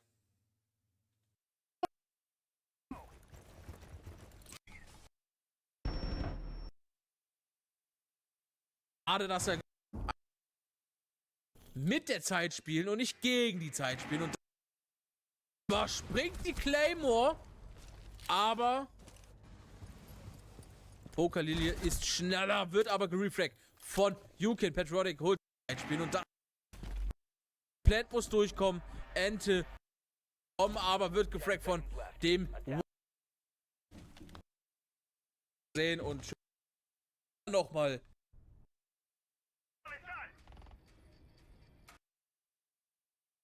gemacht. Weil so auch holt sich Ente Toxic Monkeys. Versucht sich da einen schönen Peak, also den muss ich mir auf jeden Fall selber merken. Ist ein ziemlich entspannter Peak. Also Chichi, danke, dass du mir da nochmal ein bisschen was beigebracht hast. Nova hat natürlich jetzt den Peak dagegen, aber schön rumgelaufen von dem Sledge. Aber jetzt fallen sie. Patriotic Frog wird holt sich Ente. Shogeki holt sich Leon und wird gerefragt von Wuklicks. Und alle drei restlichen Attacker bleiben auf den White Stairs. Das ist natürlich wieder... Ja, sind ja noch 4. Sledge ist auf den Red Stairs. Darauf muss man natürlich auch achten. Und man muss jetzt eigentlich auf den Plan gehen oder die schnellen Frags ziehen. 20. Nein, nur noch 15 Sekunden. Pokerlilie holt sich Wuklicks raus. Somit ist der Warden weg. Der Side-Check bleibt weg. Und jetzt muss man schnell arbeiten. Aruni fällt nicht um, weil Sophia nicht richtig gut geschossen hat, aber dann fiel einer nach dem nächsten. Und somit der Doppelfrag für Chichi auf jeden Fall gewesen. Und Toxic Monkey hat sich jetzt nochmal eine Runde gesichert vor dem Seitenwechsel. Somit gehen wir rein in den gegen 1. Aber Castle, den kann man jetzt natürlich auch fraggen. Tut er auch. Leon mit einem Monticle. Nova used den Schild. Patriotic Frog versucht's. Da wird eine Nade kommen. ADS ist zerstört, das ist wichtig und richtig. Aber passiert nichts. Shogeki holt sich ein. Raus, und zwar Ente. Und JVN holt sie auch nochmal mit ein raus. Da wollte jemand Spawn pieken nach einer Minute. Und Thatcher kann da jetzt natürlich ein bisschen arbeiten für sein Montagne, der da ein bisschen was abbekommen hat durch eine Contact Nade. Jäger ist auch noch mit am Start, also den darf man auf jeden Fall nicht vergessen. Das weiß auch WoKlix eigentlich. Patriotic holt sich aber den Kill raus gegen Nova, während wir hier den Fight sehen zwischen Jäger und WoKlix. WoKlix fällt aber um, kriegt dann nochmal einen mit von Chichi. Somit 4 gegen 2. Monkey dreht nochmal auf. Während Leon und JVN nur noch mit am Start sind. Also, die da hinten, einmal blau und einmal rot, sind Mates von TxM. Und das ist für eine Sache von Ubisoft, wo ich sage, Bruder, muss nicht.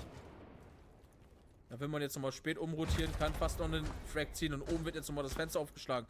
Das ist natürlich ein Peak für Patriotic. Der macht das gut. Und somit nur noch der Montagne alleine gegen den Rest von Yuken. Wird auch gespottet. Da rennen sie alle raus. Fast in Tap gekriegt. Aber Chichi holt sich da den Kill. Secured sich den Monty mit einem 360. Einfach nochmal, um zu zeigen, dass man es kann. War schon böse. Okay. Hat Bock. Chichi sagt sich, nee, das machen wir nicht so. Wir werden die Runde noch drehen. Und sie sind gerade auf einem sehr, sehr guten Weg dahin.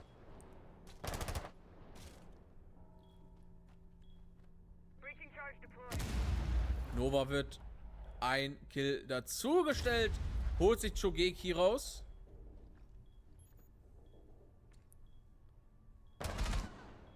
Und Pokolilie.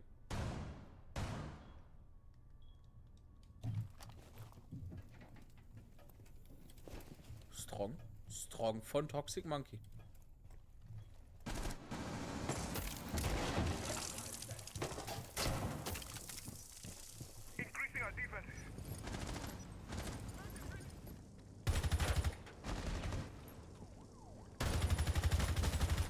Ja, die Shotgun ist schon dreckig. Aber WoKlix macht es besser. Macht es stärker. Gegen den Jäger. Somit nur noch 2 gegen 2. Also auf jeden Fall eine mögliche Situation für Yukin, sich den Matchpoint zu gewinnen. 33. Alle Zeit der Welt.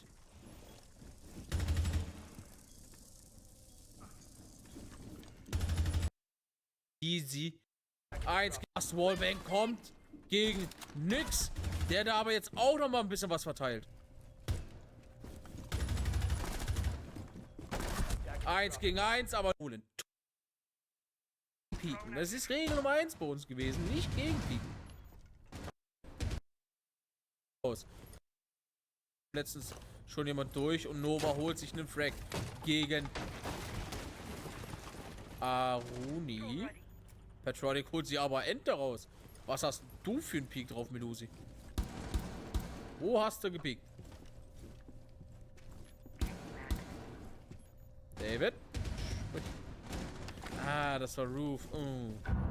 Nicht gegen Pieken. Das ist Regel Nummer 1 bei uns gewesen. Nicht gegen Pieken.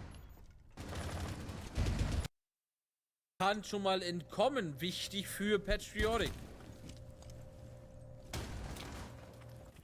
JVN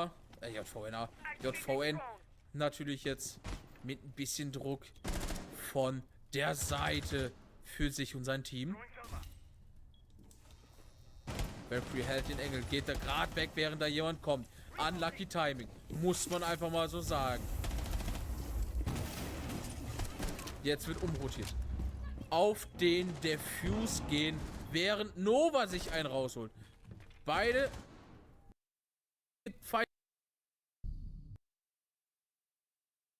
fallen auf einen Spot, während Leon sich jemanden rauszieht, und zwar Chichi.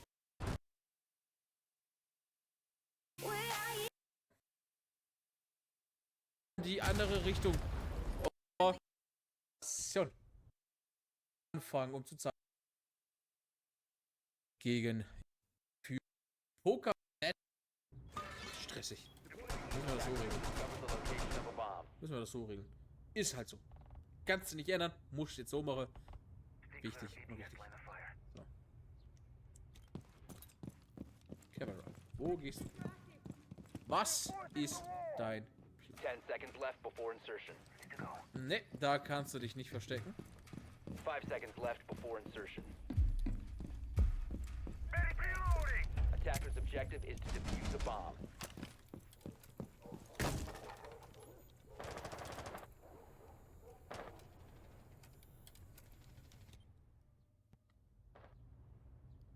Ja, Camera will dich jetzt nicht demotivieren, aber das hat keiner gespawnt. Wichtig auch Ram auf diesen Spot. Jäger steht da gut. Warden kriegt einen ab. Durch das Gitter oben. Ja, durch die Jana da oben sogar, ja. Attackers have dropped the bomb diffuser. Und Jäger holt Frag dran vorbei.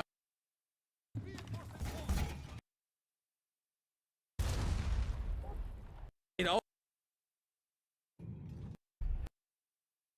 Für die Top 1. Jetzt die Tabelle von Ju. Da wird Nevermind wird von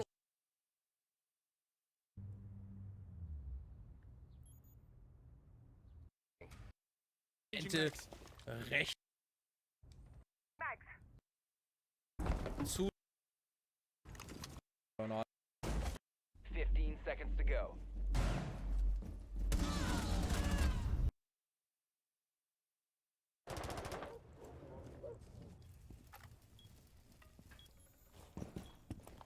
einfach mal kurz geduldig sein. Ich glaube, der Recover the diffuser. Trollen kann halt auch mal, also ich gehe nur kurz auf den Chat ein, von Ruffy, wenn man wirklich trollt, dann kann das schön auch mal in die Hose gehen. Attackers dropped the diffuser. Dass nix noch lebt, ne? Das ist krass. Attackers recovered the bomb diffuser. Jetzt kommt Warden noch zur Hilfe. Und Attackers have recovered. Nova stark gemacht gegen Clash und Warden. Warden zwar low gewesen, aber trotzdem schön gespielt gegen die Clash. Ruhig geblieben, auf ganz entspannt. Und man sieht auf jeden Fall, die wollen noch. Jäger kommt da auch noch mal um die Ecke mit der Shotgun. Kann da jetzt wirklich noch ein bisschen was ausrichten. Kann er auch machen. Legt sich dahin, holt sich den nächsten Frag. Bomb diffuser has Also Shotgun. Oh, as fuck. Und jetzt ist es wieder Wuklix, der einen schönen Wallbang raushaut. Ein bisschen, aber Stress. Und Nova kriegt den ersten Frag raus.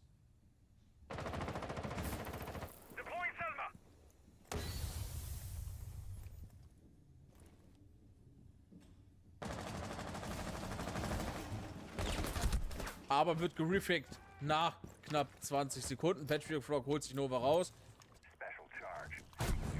Und da kommt die Shotgun von Shogeki rein. Aber Shogeki ist stärker. Holt sich den Mute. Während da jetzt auch schön rumgefeuert wird. Auch noch von dem Ace. Nix. Versucht's. Noch ein bisschen. Aber Stress machen ist gerade nicht so. Lebenstechnisch sieht es gut aus für Yukin Esports, um dann nochmal anschließen zu können. Wird schön gesmoked. Und Nyx ist immer noch im Dirt-Tunnel unterwegs.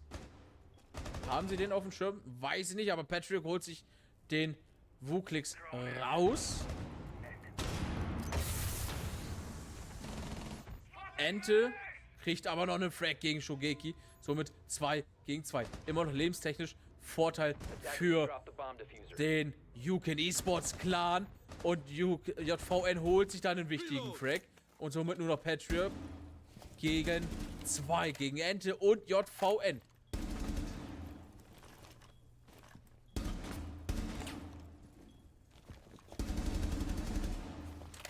Ja, JVN hat da noch ein bisschen bisschen Glück, dass er noch nicht ganz tot ist.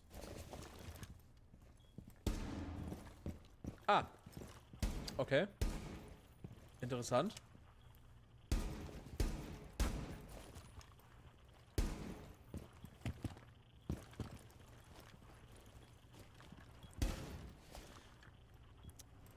Ich würde mal sagen, Orga, check das mal.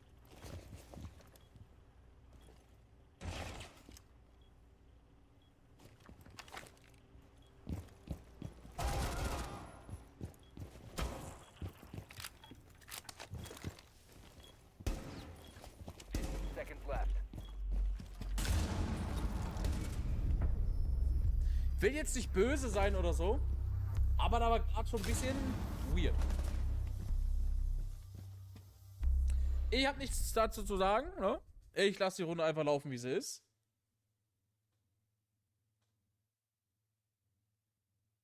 Und ihr müsst es selber entscheiden. Falls da nichts gewesen sein sollte, Patriotic, schön runtergespielt. Definitiv. Und somit 5:2 für Yukin Esports.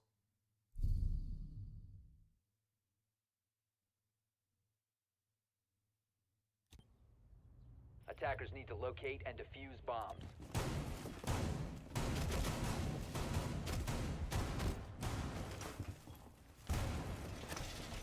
Deploying jammer.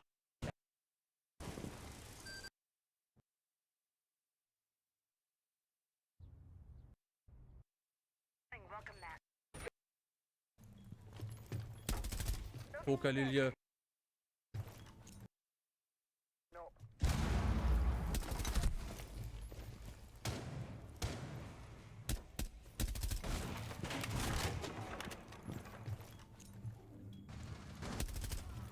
Nova holt sich den Frag. Leon holt sich den nächsten Frag. Chichi und Shogeki fallen um, während Patriotic da noch versucht, irgendwas zu machen.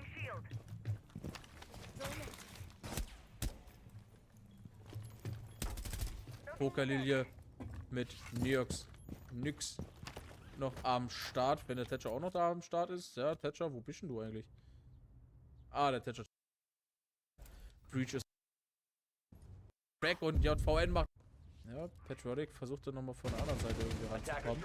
Gegen den Jäger, aber die Nova holt sich, oder die Nova weiß ich noch nicht, holt sich da erstmal Frag und JVN.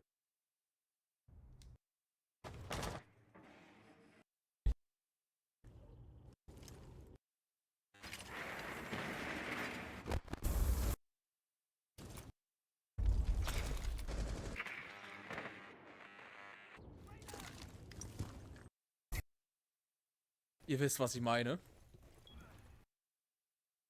Nix N.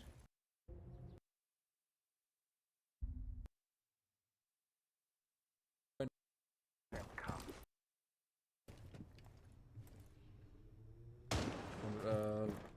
für den Chat, 7 Stunden am Stück Rainbow ist gar nichts.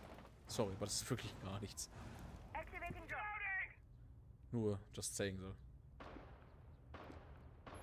Aber wir konzentrieren uns jetzt wieder auf das Match. 6:4 für Toxic Monkey gegen Yukin Esports. Und ich hasse Ubisoft Connect.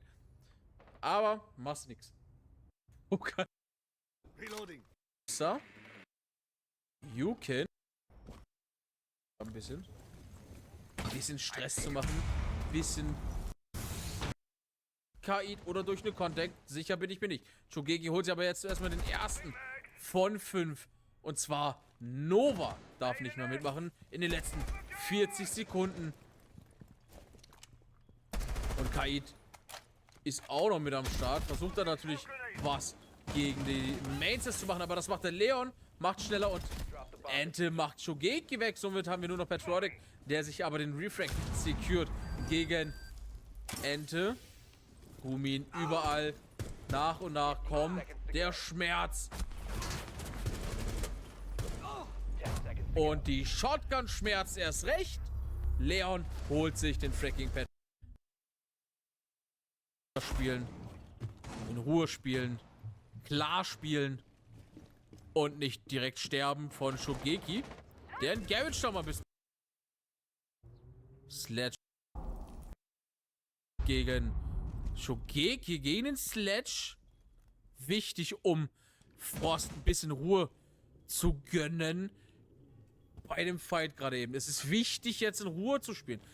Den Drop abwarten. Aber wir haben natürlich auch noch Chichi, der da hinten ein bisschen reinlunzen möchte. Und das weiß die Frost wahrscheinlich noch nicht.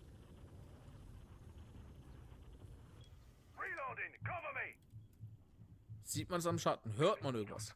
Ist bis jetzt noch unbekannt. Jeden kommt durch. Patriotic holt sich aber erstmal noch einen Frag raus gegen Nova. Jetzt wird gedroppt. Frost kann sich den Frag ziehen. Ist zwar blind as fuck, aber macht nichts. Patriotic fliegt um. Wuklix halt auch nochmal jemanden raus und L.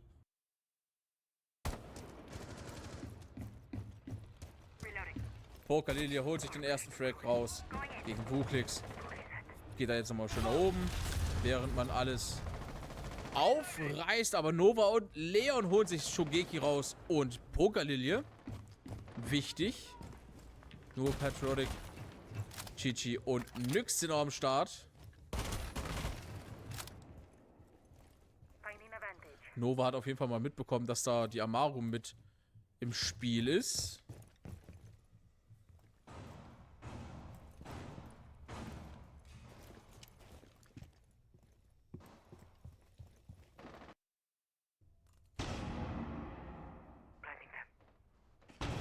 Nova noch mit einem Drohne und kein holt sich auch einen Kill raus. Gut.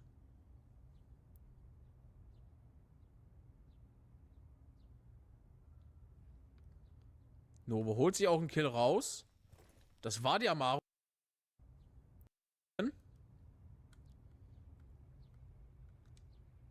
Drohne und keine Drohne. Nova steht gut.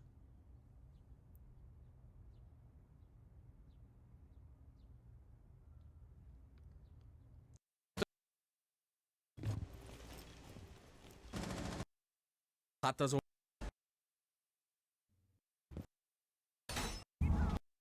Das hat jetzt. Während Chichi da versucht noch ein bisschen was zu machen, aber Shogeki holt sich da den Frag gegen den Ace. Wichtig und richtig.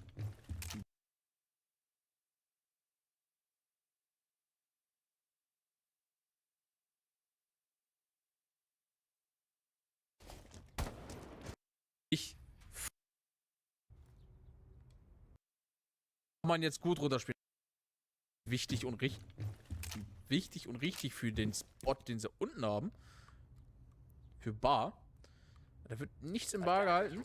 Das ist wirklich fast gar nichts. Aber Patriotic Frog und Shogeki holen sich da jetzt nochmal jeweils einen Kill raus. Und somit nur noch 2 gegen 3, weil 2 Frags ziehen. Nova holt sich nochmal einen raus. 2. Hast du die Drohne? Wieder drücken. Antworten geben. Ja, ich denke, dass ich wir uns auch. dann nächste Woche wahrscheinlich Nächstes wiedersehen Mal werden.